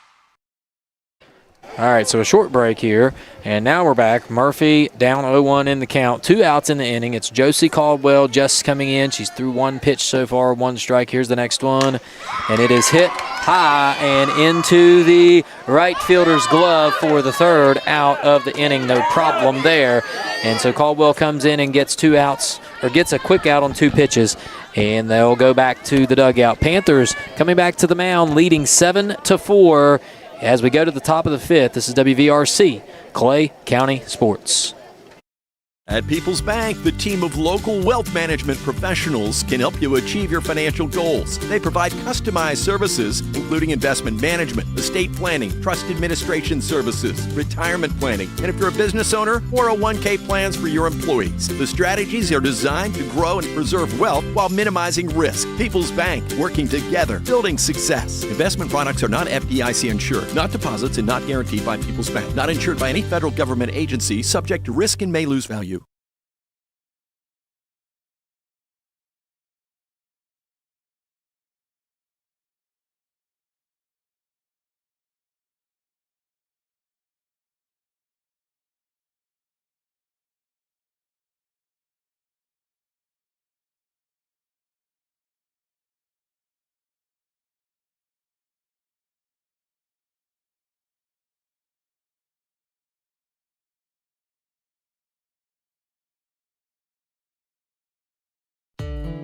Legs Welding, Inc., located in Clay County, West Virginia, has provided high-quality products and services to the vital West Virginia coal mining industry since 1978. Specializing in custom underground mining equipment such as shuttle car bodies, scoops, booms, and components. Legs Welding is fully equipped and capable of performing a variety of your welding and manufacturing needs. We only use American-made steel, and we take pride in our solid, strong American craftsmanship. Legs Welding, Inc., 304-587-4335. Proud to support the students and athletes of Clay County. We are back, and it is going to be... Who is this coming up? This is Shoemate, the pitcher who's moved over to, what was it, third? Is that what you got? Yes, she is now at third base. So Shoemate is a 471 hitter. Has only one strikeout on the season, so she doesn't strike out a ton. As we are ready to go here, and I got to get the scoreboard set, but that first pitch is high for ball one. Big inning here for us, Al, as we have taken a 7-4 lead, but they are... they do have some dangerous hitters up to the plate, so like to get out of this one early in this inning. Agreed, as that pitch is low for ball two, and we need to keep adding runs. Can't get content. Absolutely. Just never know in this game what can happen. What we're needing now is a bear. Yes. We're needing to see that bear again. Yes, and I'm looking close for one. Here's the next pitch. It is high for ball number 3, and it's 3-0 to Shoemate. On deck after Shoemate is Peyton Slater. Yeah, Murphy, in the past, she's had some issues with control. Whenever she solves those issues, she is as good as there is around. Next pitch is high, ball 4. So going to put the leadoff runner on first base with nobody out here in the top of the 5th inning. Clay County leads 7-4. And here comes Peyton Slater. Slater has grounded out to short, and she's also walked in her 2 appearances. So that is 6 walks on the inning, and the first pitch gets away from Hannah. She's going to throw it down anyways, made it closer than I thought it might be. But looks like she's in there safely, no problem. And so Slater will advance to second base, and it's a 1-0 count to, no correction, Shoemate goes to second base, sorry. And that's a swing and a miss. Yeah, Murphy looked like she slipped there coming off the mound or something. I'm not sure, as she ended up on one knee but was able to get the strike. Yeah, any way you can get them. Yes. Shoemate on second. Here's the next pitch. 1-1 swing and a miss. Wow. Strike 2. Yeah, that was... yeah, that thing would have put a hole right through you. Yeah, let's take one more look at that. Man. Wow. What a pitch by Murphy. 1 ball, 2 strikes. I say you go right back at it. There it is. Just stayed a little high. I like, man, that ball is popping that catcher's mitt. It really is. Yeah, you almost want to just say, listen, Riley, don't worry about any location. Don't worry about anything. Rear back, throw it. See if they can catch up to it.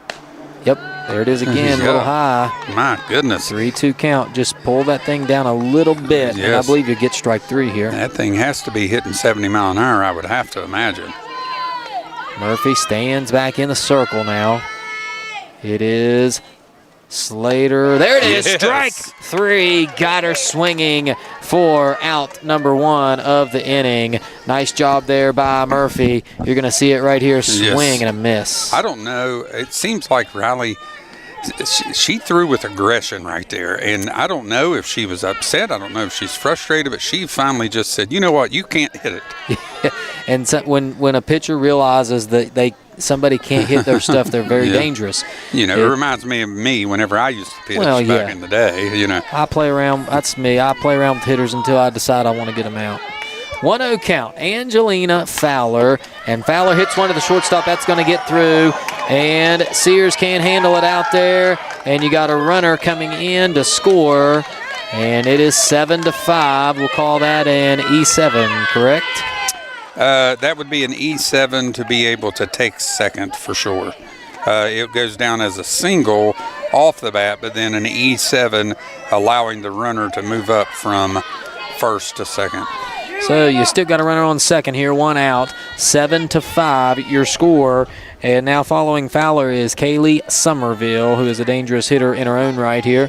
So you're right back where you were, except now you only lead by 2. Sure. 7-5. Yeah, Somerville hit by a pitch, scored a run, but she did smoke a ball to the shortstop, lined out in her last appearance. Hits this one foul off the left side, 1-1 the count.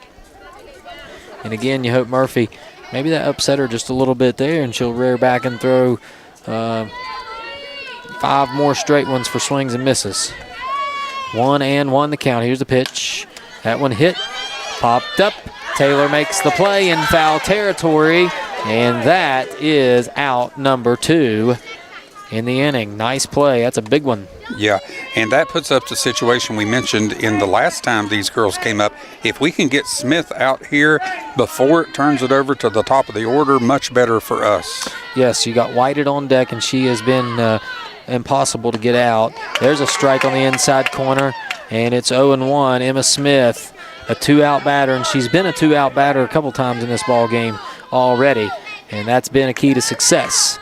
Here is Murphy now, the next pitch.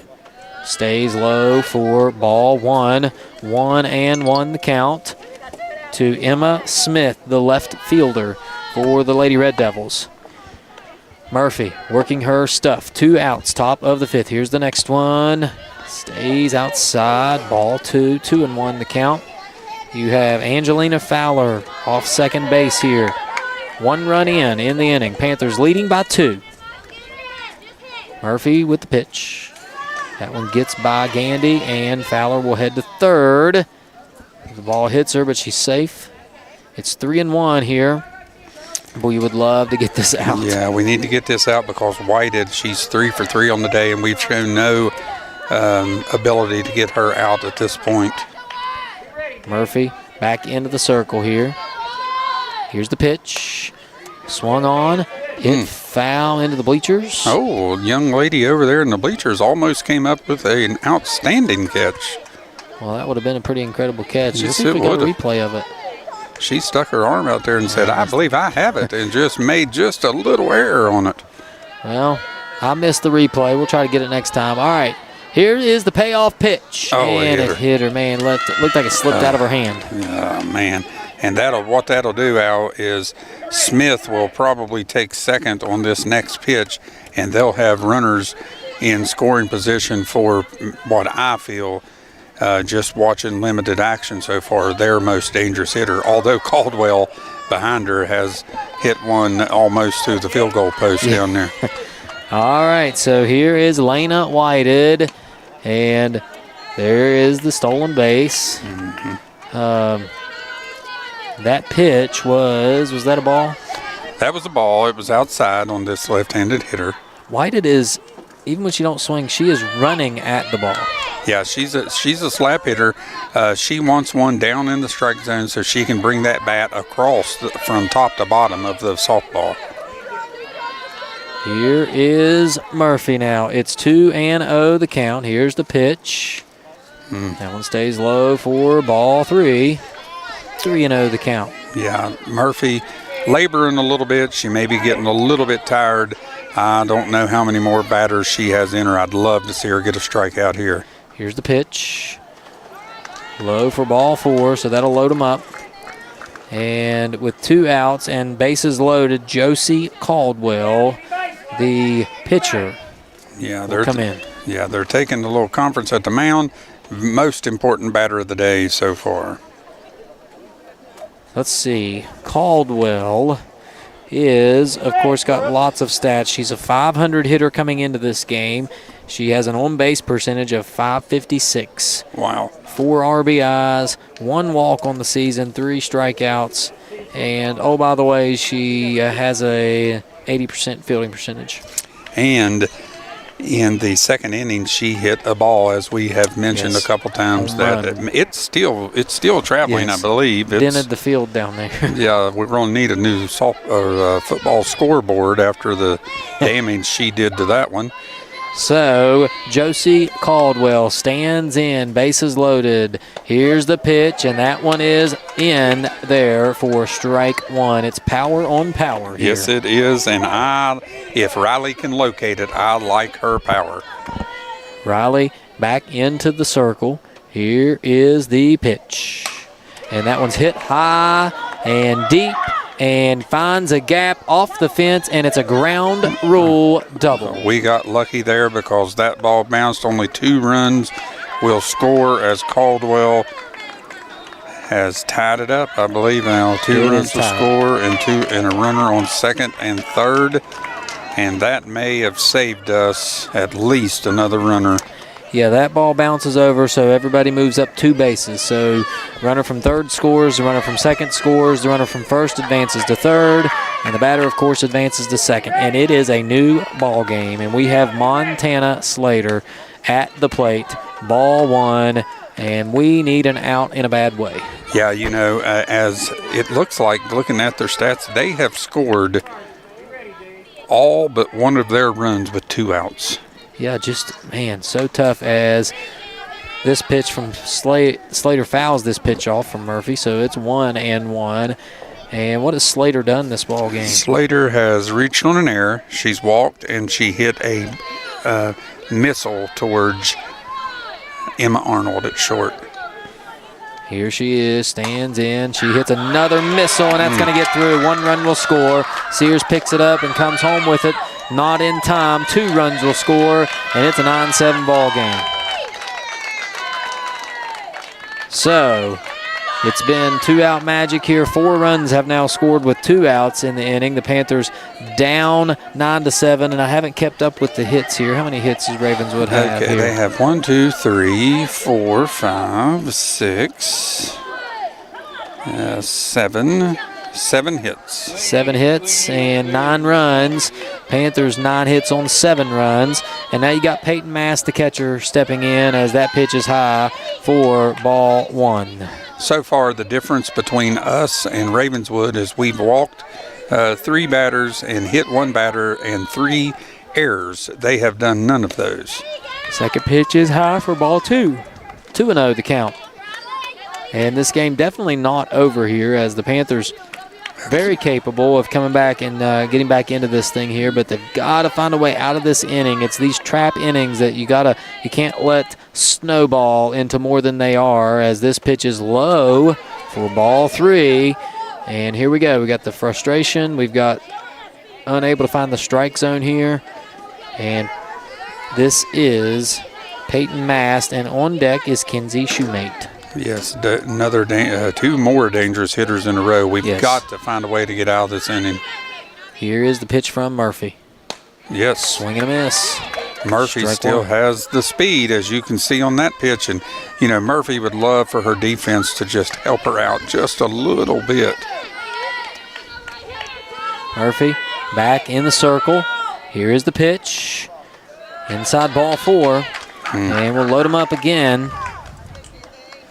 And it's one after the other now reaching base. Peyton Mast goes to first, and Kinsey Shoemate is on deck, and they've almost batted around. Yeah, I don't believe they have a runner on third as they scored that one. And this will be Shoemate batting for the 2nd time in this inning. So first pitch ball. Shoemate, did she lead off this inning? She led off this inning with a walk, scored a run. You know, we had 2 outs, and they'd only had 1 run scored, so... Here's the next one. That's a strike right at the knees. Strike 1. Again, you're just 1 out from getting out of this thing, and you'll take it right now. 5 runs have crossed the plate in this top of the 5th. Murphy stands in. Here is the pitch. Swung on, popped up. Here's a chance. Over to make the play is Chloe 9. Easy does it. It's 9-7, 5 runs score. Panthers got to find an answer. We'll be right back right after this on WVRC, Clay County Sports.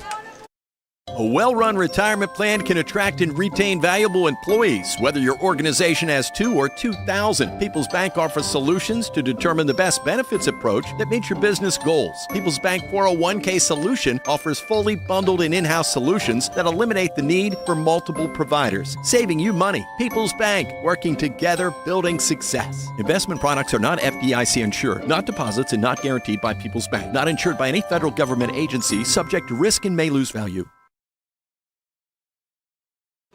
Stump's Funeral Home and Cremation has been in business since 1897. Family owned and operated for 6 generations, offering you and your loved ones services with dignity and respect. With 3 locations to serve your needs in Grantsville, Arnoldsburg, and Stump Maddox Funeral Home in Clendenin. We offer traditional funeral services, cremation, green burial, monuments, new sales and lettering of existing stones, military services, funeral pre-planning, and aftercare grief resources. Let our licensed professionals guide you through the difficult process of honoring and saying goodbye to your loved ones. Stump's Funeral Home and Cremation. Welcome to Biscuit Country, where joy is measured one ladle at a time, where smiles come with a side of gravy, warming the soul.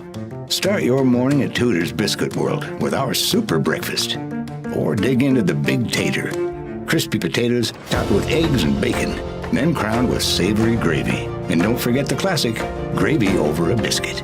Welcome to Biscuit Country, where at Tudor's, you're always home.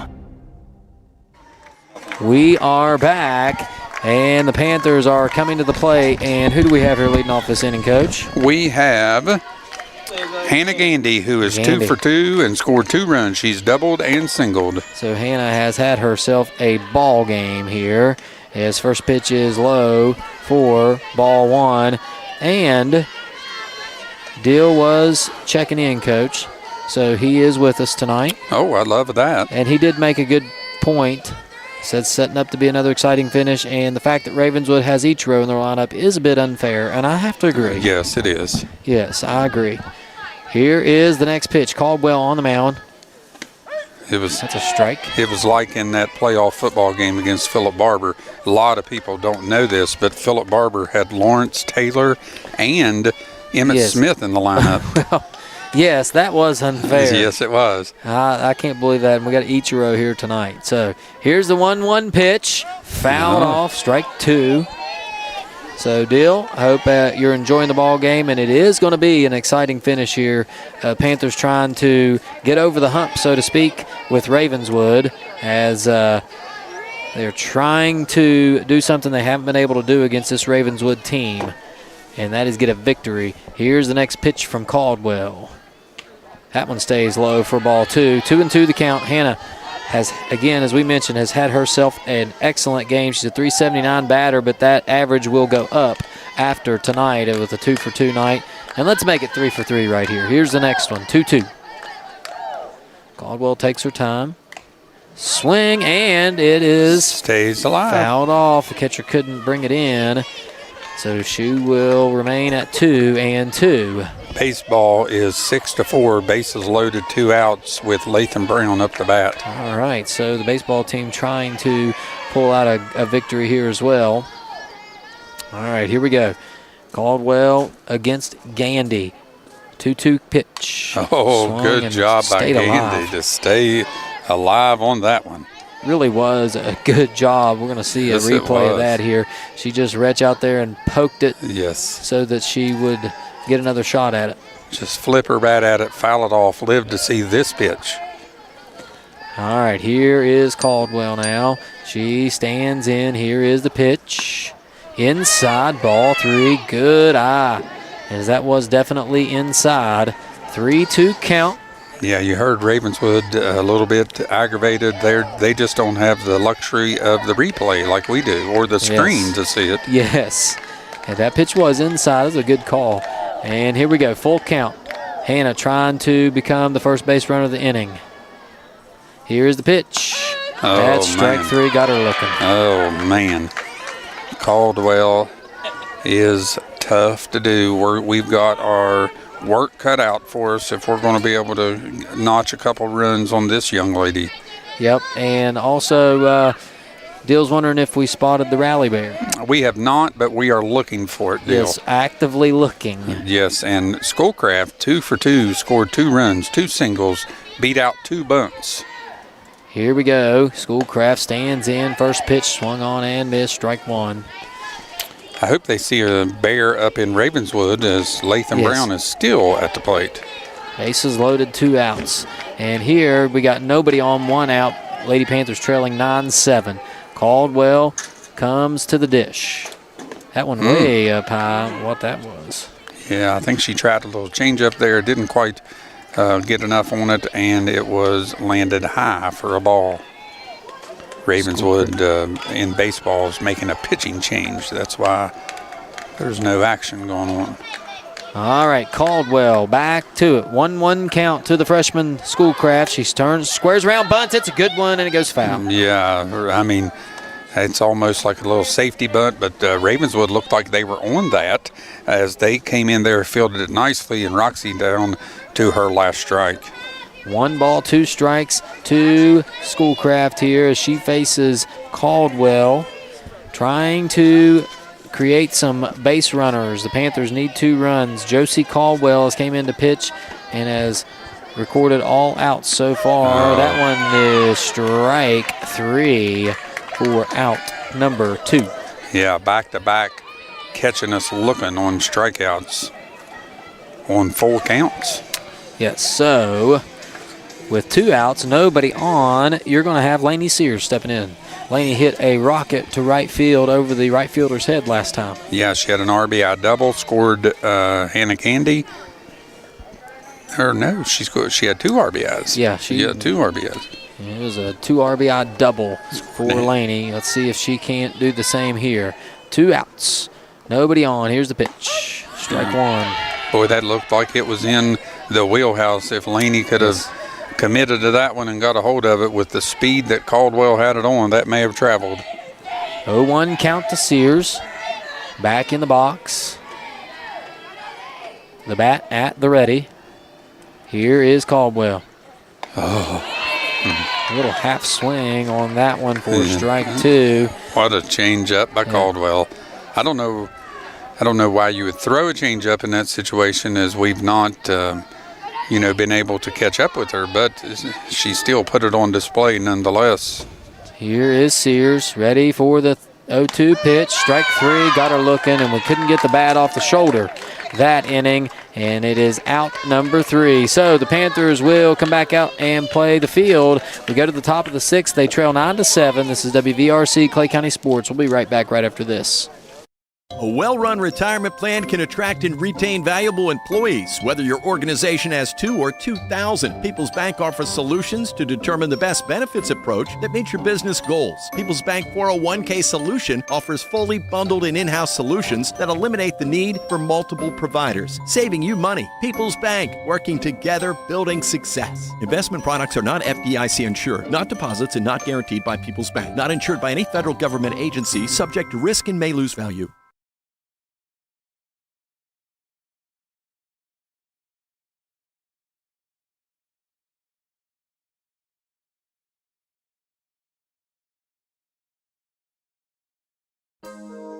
In your time of need, call Wilson Smith Funeral Home, 154 Main Street in Clay, West Virginia, providing all your needs for pre-needs, burial, cremation, and memorials. We have 2 locations to better serve the public: Wilson Smith Funeral Home in Clay, West Virginia, and Pennington Smith Funeral Home located in Golly Bridge, West Virginia. We offer personalized services and a caring staff. We are with you every step of the way. You will have peace of mind knowing that we are taking care of your loved one. Call Wilson Smith Funeral Home, 154 Main Street in Clay, West Virginia at 304-587-4244, or Pennington Smith Funeral Home located at 331 Main Street, Golly Bridge, West Virginia at 304-632-2111. Basil W. Smith Jr., LIC owner. Tracy Osborne, office manager. Hunter Jones, apprentice. Staff members Greg Fitzwater, Bobby Joe Harmon, and Candy Dorsey.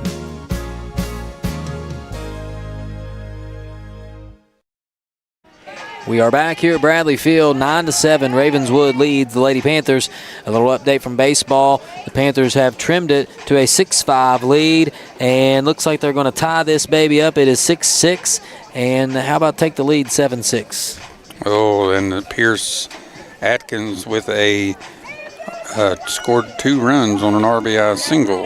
Yes, so baseball team takes the lead. Here at Bradley Field, the softball team is now in the 6th inning here, and we will try to get things started. And who is this leading off the inning? Is this Somerville? I have Slater. Slater, okay. Slater has walked, struck out, and grounded out to the shortstop. So she is 0 for 2 with a walk on the day. 1-0 count to Peyton Slater, the designated player here. Only batting, not playing the field. Murphy back on the mound for the Panthers. There's a took a little something off of that pitch and got it in there for a strike, and it is 1-1 to Peyton Slater. You got 6, 7, 8 here. You would love to get 3 up, 3 down, and that way you lead off the next inning with the 9-hitter and maybe with the lead. There's another strike. 1 ball, 2 strikes now. I will say this, Al, as I see your screen over here. I don't normally watch it, but as I watch it, umpires doing a good job behind the plate. Really is very consistent. That pitch low for a ball, 2-2. And there you see it as the defense playing at normal depth here. Peyton Slater at the dish, 2-2 count. That pitch high for a ball, and it runs full. 3 balls and 2 strikes. Riley looking to get that first out, and it is so much better when you have an out and nobody on base. You don't want to put this leadoff runner on base, and she strikes her out looking. Nice recovery there, and that is strike 3. Nice pitch. The last 4 batters in this game has went down on strikeout looking. Yeah, that's 4 in a row. Unfortunately, 3 of those were in blue. Yes. All right, so this is Angelina Fowler now, the center fielder, stepping in with 1 out and nobody on. She swings and fouls this one off for strike number 1. Fowler is, let me check here. She's 1 for 3 on this day with scored a run her last appearance. And she's a .333 hitter, so she can hit it a little bit too. She's right on her average, yes. 1 for 3. Hasn't improved it or it hasn't gotten worse, but she took strike 2 right there, and now she may be in a little bit of trouble here because it's 0-2. Yeah, she's the one that had an RBI single down the line, 2 outs that got away from Laney, allowing the runners to move up. The 0-2 is hit high into center, but playable. Morton over and makes the catch.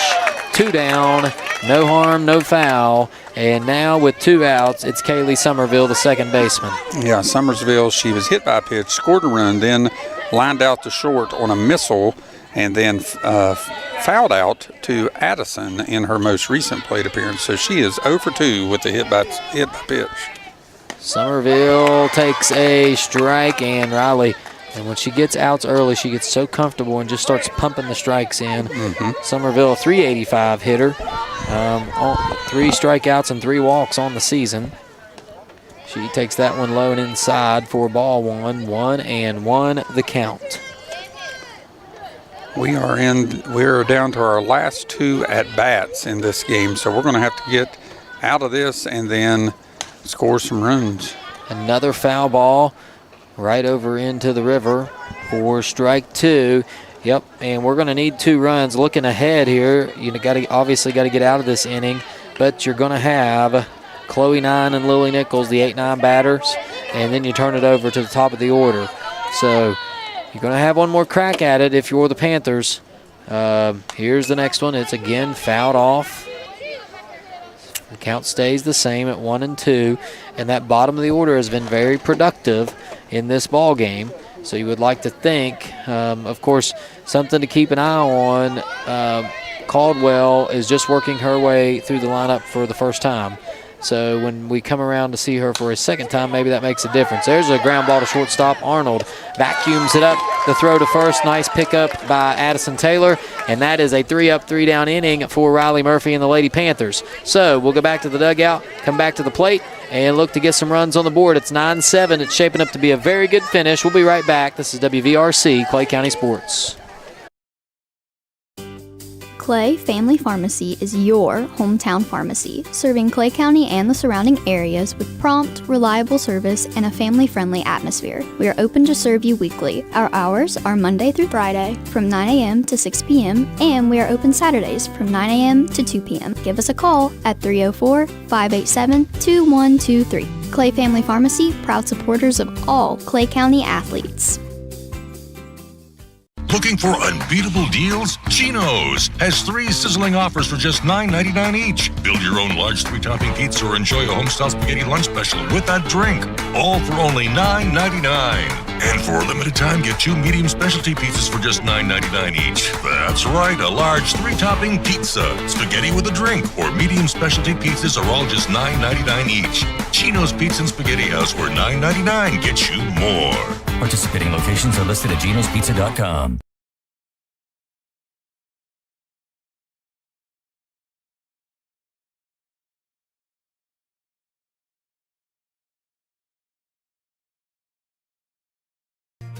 If you're interested in a new tractor or implements, give Shamlin Brothers Farm Supply a call at 304-927-1426. We are a coyote, bush hog, Vermeer, and coon dealer. Also, look us up on the web at ShamlinBrothersFarmSupply.com. And may God bless. We are back. Bottom of the 6th inning. It is Chloe 9 at the plate for the Lady Panthers. First pitch, she is swinging, and she misses it, and it is 0-1. Chloe 9 hasn't had a ton of at-bats, but lately has been getting more and more. She's batting .333 on the season. Caldwell ready. He comes right back at it. Check swing, no go. It is ball 1. 1-1 the count to Chloe 9. And I've been impressed with Caldwell. She is one heck of a pitcher. Yeah, since Caldwell has come on, she's only given up 1 triple and then scored a run on a ball hit right back to her. So she's only given up 1 hit. That's a check swing, no go for ball 2. Who had the triple? Addison. That's right. And as we've looked at Caldwell's stats, the one thing that she does give up is walks. So we need to work that count. Yes, it is 2-1 here. As 9 stands in, here's the pitch. That one swung on and missed, strike 2, and it's 2-2. Yeah, I like, even though Clay is struggling with Caldwell, we are swinging at strikes and allowing balls to go out of the way. So, it's just a matter of making contact. Here's the next pitch from Caldwell. Strike 3, another strikeout looking. That's 4 in a row for the Panthers. Got to swing the bat. Yeah, we can't, if we're going to go down, we got to go down swinging, and that'll bring up Lily Nichols. Lily did go down swinging her last plate appearance, but then she had a sacrifice bunt, which moved 2 runners over for that RBI, or for that inside the park home run by Emma. So Lily 0 for 1 on the day with a sack bunt. All right, so Lily stands in here. I would give 3 good hacks. Yep. It doesn't appear she's going to walk anybody, so if it's anywhere close, I would swing away. Here's the pitch from Caldwell. Strike 1. Yeah, and that was right down the middle and absolutely grooved that thing as good as a pitch as you can put on, as you can pitch it. Yes. So let's see if this time maybe there's a change. Here is the pitch, and that one fell off the table. Yeah, and that's the first pitch was right down the middle. Probably the definition of a down the middle strike in the dictionary. Yeah. That one was a strike low and inside. All right, Lily stands back in, the bat at the ready. Here is Caldwell now in the circle. Here's the pitch. Ball 1. Yeah, the ball tailed out in the strike zone. Lily, good eye there. But that was still really close. You'd like to see her at least foul that one off. Lily stands in. 1 ball, 2 strikes. Here is the pitch. Swung on and missed, strike 3. And that is out number 2. So the 8-9 batters go down. And now you're back to the top. Emma Arnold with 2 outs. And we know what can be done with 2 outs. You got to get 3 to get out of the inning. So here we go. Top of the order. Clay County got to find a way to get some runners on base. You got to have 2 to tie, 3 to take the lead. Right now, you're looking for a base runner against this pitcher. Arnold stands in. Caldwell looking. Here's the pitch. The bunt attempt is fouled for strike 1. Yeah, Caldwell has set down 5 batters in a row, all by the way of a strikeout. Did she pitch when we faced them earlier this year? Yes, she did. So there you go. showing why she is capable of doing what she is. Here is the pitch now. Next one from Caldwell. Strike 2. At least she pitched some. I don't know if she pitched all the way in that game. All right, so Caldwell right back at it. And Arnold will probably be looking to swing here at 0-2. You got to protect. And you can't give yourself away with the bat on your shoulder. Here's the pitch from Caldwell. She's ready. 0-2. That one gets way up past the catcher. Ball 1. And it's 1-2. I think our cage is still shaking after being hit by that ball. It might have. I think the catcher actually caught that. It just ripped through their glove. It may be. Yeah, it's a hole right in the glove. All right, 1-2. Emma looking for some action. Here is the pitch. Inside, ball 2. Ball 2. Staying alive. Emma, staying alive, as you mentioned, I'd really love to see her do something, put a ball in play somewhere, see if she can't get on base. Arnold right back in that batter's box, unafraid. Here it is, Caldwell with the pitch. Change up, got her swinging. She tried to slow up mid-swing, couldn't do so, and that is how the inning comes to a close. You're going to see it right here. No chance, and there you have it. All right, so we'll head to the bottom of the 6th, or the top of the 7th, I should say. Panthers still trailing 9-7. We'll be right back on WVRC, Clay County Sports. Stump's Funeral Home and Cremation has been in business since 1897. Family owned and operated for 6 generations, offering you and your loved ones services with dignity and respect. With 3 locations to serve your needs in Grantsville, Arnoldsburg, and Stump Maddox Funeral Home in Clendenin. We offer traditional funeral services, cremation, green burial, monuments, new sales and lettering of existing stones, military services, funeral pre-planning, and aftercare grief resources. Let our licensed professionals guide you through the difficult process of honoring and saying goodbye to your loved ones. Stump's Funeral Home and Cremation.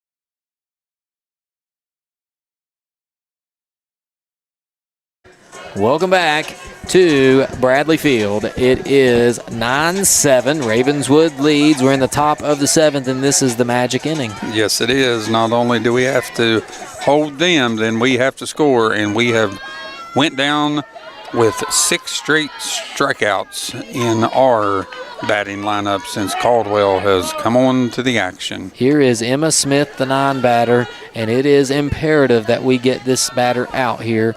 And on deck is Lena Whited, a.k.a. Ichiro Suzuki, who has been an impossibility to get out. Here's the next one. That's a strike. And I think I had the count wrong. That's my fault. It is 1-1 to Emma Smith. Smith's had a good game in her own right. She's no easy out.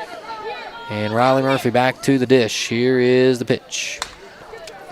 Bouncer foul off the third base side. And it is 1-2. 1-2 on Smith. Like you said, the most important part of the inning, getting this first batter out.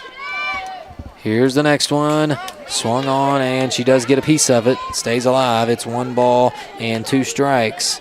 As we get a little update here on the Panthers, they are in the lead 7-6 at Ravenswood, top of the 7th inning. So both games going to looks to be a great finish. This one stays way high on Smith. 2-2 now the count.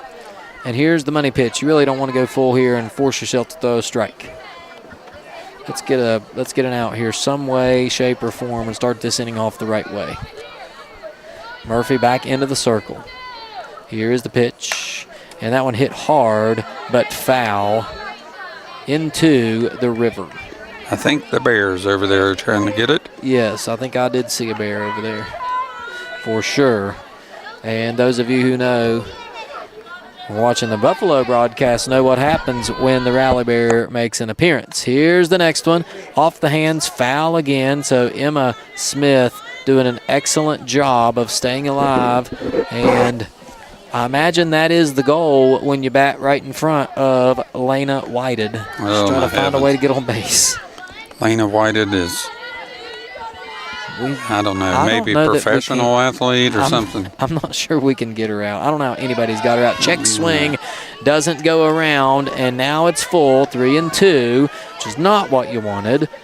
And so you're going to have to find a way to throw a strike here. Just throw your best pitch, throw it right down the middle. If you have to take a little bit off, take a little bit off and make her hit it. Here we go. Murphy to the dish. And another foul ball. This young lady has cost Clay County Schools about $75 in softball so far. Yep, fouled that one off. She's making good contact, I will say that. Yes, she is. She's staying alive, doing what you want to do. A great at bat by her. And Murphy's just doing anything she can to get an out here. Here we go. Emma Smith at the plate. Riley Murphy in the circle. Here's the pitch. Strike 3, got her. Yes, how about that? Nice job. You're going to see it right here. A good start to this inning. They thought it was inside. I thought it was an excellent call. And that'll bring up Whited, and we know her 3 for 3 with a walk, scored 3 runs, did anything she wanted to do. I am not joking, and I'm not sure. I know the lady behind her hit a home run, and all of them, the next 4 or 5 batters can hit. But this girl right here, I counted a good thing if she is just on first base. Yes. So you might just put her on, and we'll take our chances with a girl who hit a home run. And that is not to take away from her. That's just to the credit of Lena Whited. A home run and a ground ball, or a ground, or what is it? A double. Yep. Ground rule double's the word, and there you go. I'm sorry. Yes, and she pokes that one into center. So it's a single. Yeah. Harmless single. Yeah, as expected. 4 for 4 on the day. But now this is Caldwell. Let me see if I can get it out. She has a 2-run homer and a ground rule double that plated 2 runs. Would have plated 3 if it didn't bounce over the wall. She's a .429 batting average, does Whited, as she shows bunt and gets away. Hannah unable to catch it. She popped up out of her stance ready to throw the ball down and just did everything right except catch the ball. 429 average. I wonder if that's supposed to be 4.29 average. Yeah, she gets it. She gets 400%. Yeah, she gets 2 hits or 4 hits every at bat. Yeah. Swing and a miss, strike 1. And this is Josie Caldwell, who does have a home run in this ball game. Here we go. Here's the next one. A little floater right into center field. That's going to be a hit. Morton throws it in. It's a really good throw. And it'll hold the runner at third, but Caldwell does move up to second. So now you got second and third with 1 out in the inning. And this is Montana Slater, the left-hander. We're going to have to find a way to get out of this and limit the amount of damage that we possibly can to give ourselves a chance to win in that last inning. Yes, there's a strike. Hannah throws down to third. Runner is back in time. Whited not going to get caught off the base here. And so here we go. It is Montana Slater. 1 ball, no strikes the count to Slater. Riley comes to the dish and can't get that outside corner strike. It's ball 2. And you're looking for a strikeout here, I think, but you would concede the run if you had to, I think, if you got an out. And that's what the defense needs to make sure they understand, too. Concede the run for the out here. Swing and a miss. And there's the throw down, and it gets away. There you go. You're going to get a run anyways. White going to come home. Just can't make that play. No. We gave up the run and have yet to get the out that you mentioned. And that brings a runner on over. Did she take third? She did not take third. She did not take third. But I understand throwing down there, but she was not going to steal. And sometimes you just let that runner do what they're going to do there and don't worry about, and there's a high ball we're going to throw again. Runner is safe. So the runner now does advance to third, and we still haven't got an out. You know, Clay has shown the ability to score 10 runs in an inning, but you don't want to you don't want to have that expectation every time. Yes, I have it as 2-1. I think that's what it is. It's definitely strike 2 here. As I keep an eye on the scoreboard, it agrees with me. As I'm looking down there, and it's... Here we go. All right, here is the pitch. Foul ball again. And I did not add the run. You are correct. Thank you, Coach Nichols. 10 runs. 2-2 count. 3-2 count, rather. Now we'll get it right. I keep an eye on that scoreboard. They have it right as well. Strike 3. Yes. Got her. Oh, yes. Nice job. Murphy with the strikeout of Montana Slater. And you're going to see it right here. There it is. Yeah, and that'll bring up Mast. Mast, who is 1 for 3 with a walk. The cleanup hitter. Oh, or is this a different? This is number. Oh, no, okay, it is Mast. I thought it was a different number there. 22, Peyton Mast. Yeah. All right, ball 1. And so 1-0. You have 2 outs in this inning. Swing and a miss. Strike 1. If you can get out of this inning and keep that runner over there at third at 10-7, I like how that feels going into this last inning. Yeah, it gives us a chance. The tying run definitely would come up no matter what in the inning. Here is the next one. That's a ball, 2-1. You do have a base open. You got Mast batting. On deck is Kinsey Shoemate. Doesn't get any easier. Followed by Peyton Slater. I wonder if the Slater are sisters, the Slater girls. Well, we got Montana Slater, and did you say Peyton? Peyton Slater. Peyton Slater. I'm wondering if they're cousins or something. And now we have... What happened to Hannah? I'm not sure. I think maybe her catcher's gear has broken. Oh, that's not good. Looks like the top of the catcher's gear has come off, and Coach Caldwell is coming out to see if she can't repair it for her. So it is a 2-2 count here. We're in the top of the 7th, 10-7 your score. Panthers trying everything they can to stay into this one here and stay in it and give themselves a chance. And that's the advantage of playing at home. You do get that last at bat. You know what you need. And it will be in the bottom of this inning. It will be Addison Taylor, Brooklyn Morton, Riley Murphy, 2, 3, 4. Yes. There you go. That's all you can ask for. Little update while we have a minute on baseball. We are in the bottom of the 7th. Clay is leading 7-6. Ravenswood does have a runner on second base, the tying runner, but we do have Pierce Atkins, who's just come in to pitch and see if he can get these final 2 outs before the runner on second would score. So a close one in Ravenswood and a close one here in Clay County. Here we go.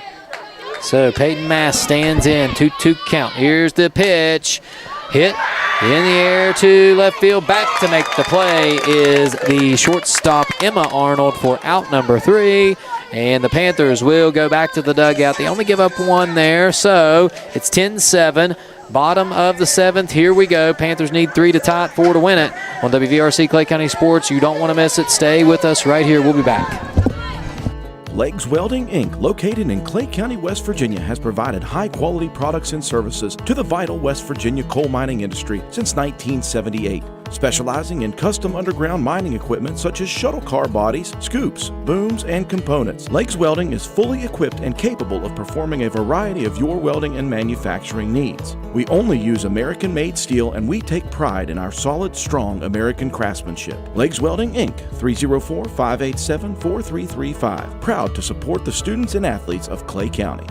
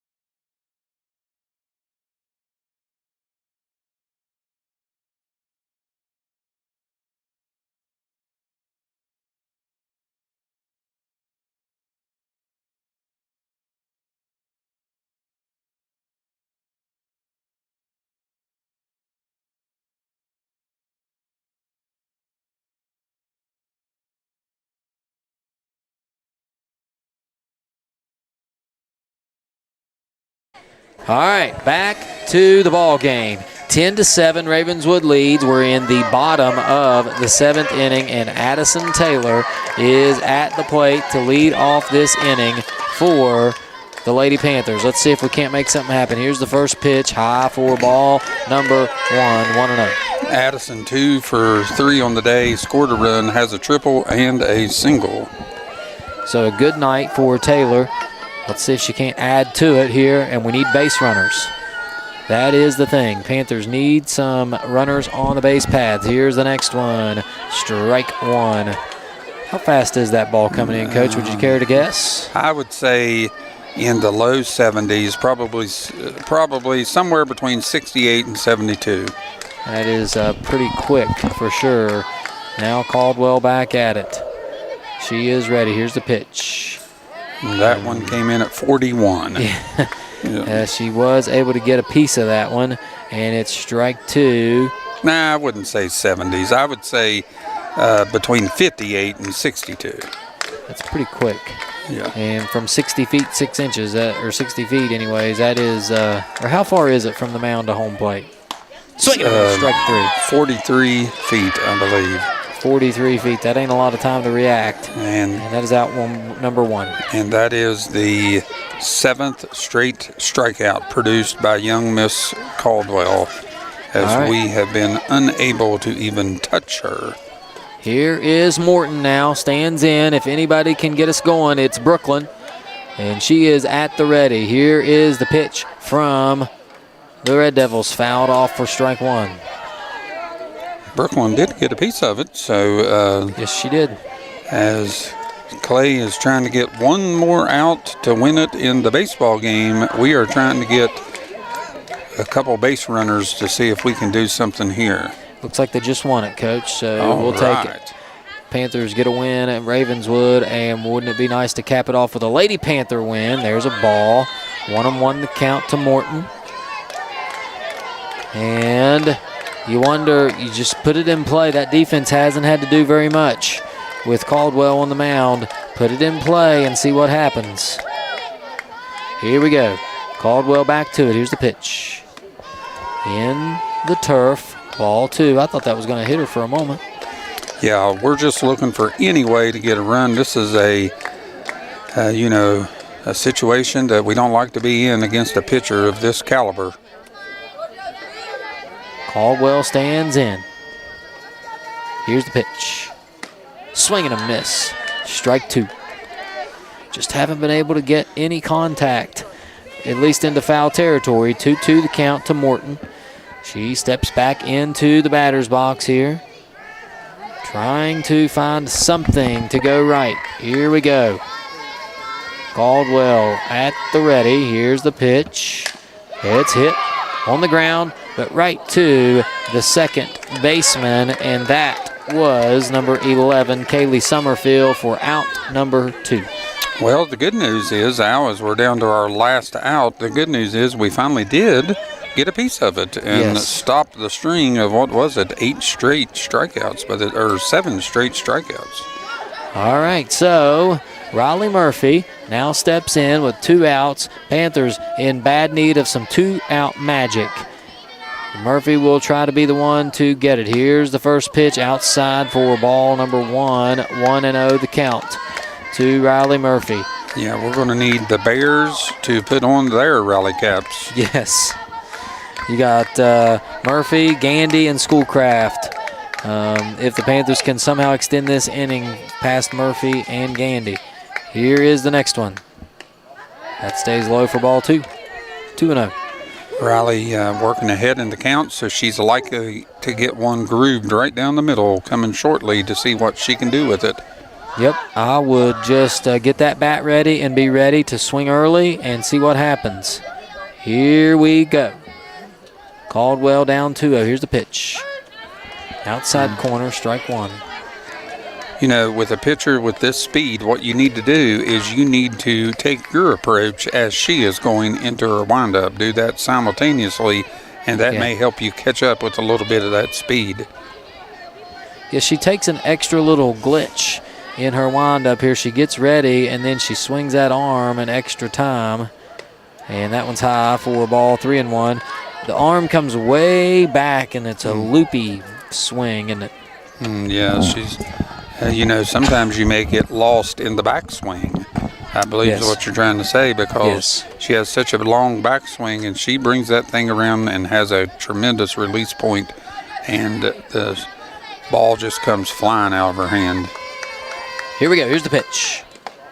That's ball 4. So you need base runners, and you get one. Yeah. Murphy's on first. And what you want to do here is you don't want to make any unnecessary chances on the base pass, because that run of Riley's only matters if we can get 2 more just like it. So don't take any extra chances unnecessarily. All right, here we go. Hannah Gandy now steps in. Gandy at the ready. That one stays low for ball 1, 1-0 the count. Gandy is 2 for 3 on the day. She did strike out and have a single and a double and scored 2 runs. Gandy with the bend of the knees. Caldwell ready. Here's the pitch. That one's sharply hit into right field, but foul. Oh, man. I thought that thing was fair. I did too. We couldn't catch it. You saw just a clip of it right there. It was foul. And so it's just a long strike, 1-1. May have went over the orange base instead of the white base. Yes. The orange base is for the runner, although our orange base has turned white. Almost turned white with the heat. Yeah. Yes. All right, so Gandy back at it, 1-1 count, 2 outs in the inning. Here it is. That's high for a ball. Murphy will easily take second. 2-1 the count now. Yeah. And Murphy there, she had no reason not to take second because she was in no danger of being thrown out. So that is a good safety advancement. 2-1 count. Caldwell showing the first signs of unable to find the strike zone. Here's Hannah. Got to be ready. Here is the pitch. And that one hit right over almost to us. Mm-hmm. Foul ball. Yep, and there went my windshield. Yeah, that's about right where I parked. Yep, I guarantee you. Mine are your windshield one, and if you know any good window repairmen, let us know. If it's any of our luck, Al, it went through my windshield into yours. Yeah, yes. Bounced right off the top of your truck and onto my vehicle, and yeah. 2-2 count. Here we go. Hannah trying to stay alive. Here's the pitch. It is hit right to the pitcher. Caldwell comes up throwing and gets the out at first in time, out number 3, and that is how this one ends. The Panthers falling to the Lady Red Devils, 10-7 your score. They gave it a run, just couldn't come up with enough runs, as Josie Caldwell proved to be the deciding factor in this game. We'll take a quick break. We'll tally up some stats, and when we come back, we'll have the wrap-up for you here on WVRC Clay County Sports. Thanks, everyone, for watching. We'll be right back.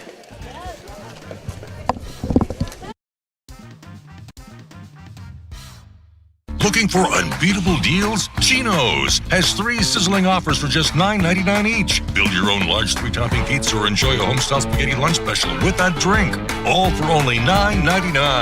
And for a limited time, get 2 medium specialty pizzas for just $9.99 each. That's right, a large 3-topping pizza, spaghetti with a drink, or medium specialty pizzas are all just $9.99 each. Chino's Pizza and Spaghetti House, where $9.99 gets you more. Participating locations are listed at genospizza.com. Legs Welding, Inc., located in Clay County, West Virginia, has provided high-quality products and services to the vital West Virginia coal mining industry since 1978. Specializing in custom underground mining equipment such as shuttle car bodies, scoops, booms, and components, Legs Welding is fully equipped and capable of performing a variety of your welding and manufacturing needs. We only use American-made steel, and we take pride in our solid, strong American craftsmanship. Legs Welding, Inc., 304-587-4335. Proud to support the students and athletes of Clay County.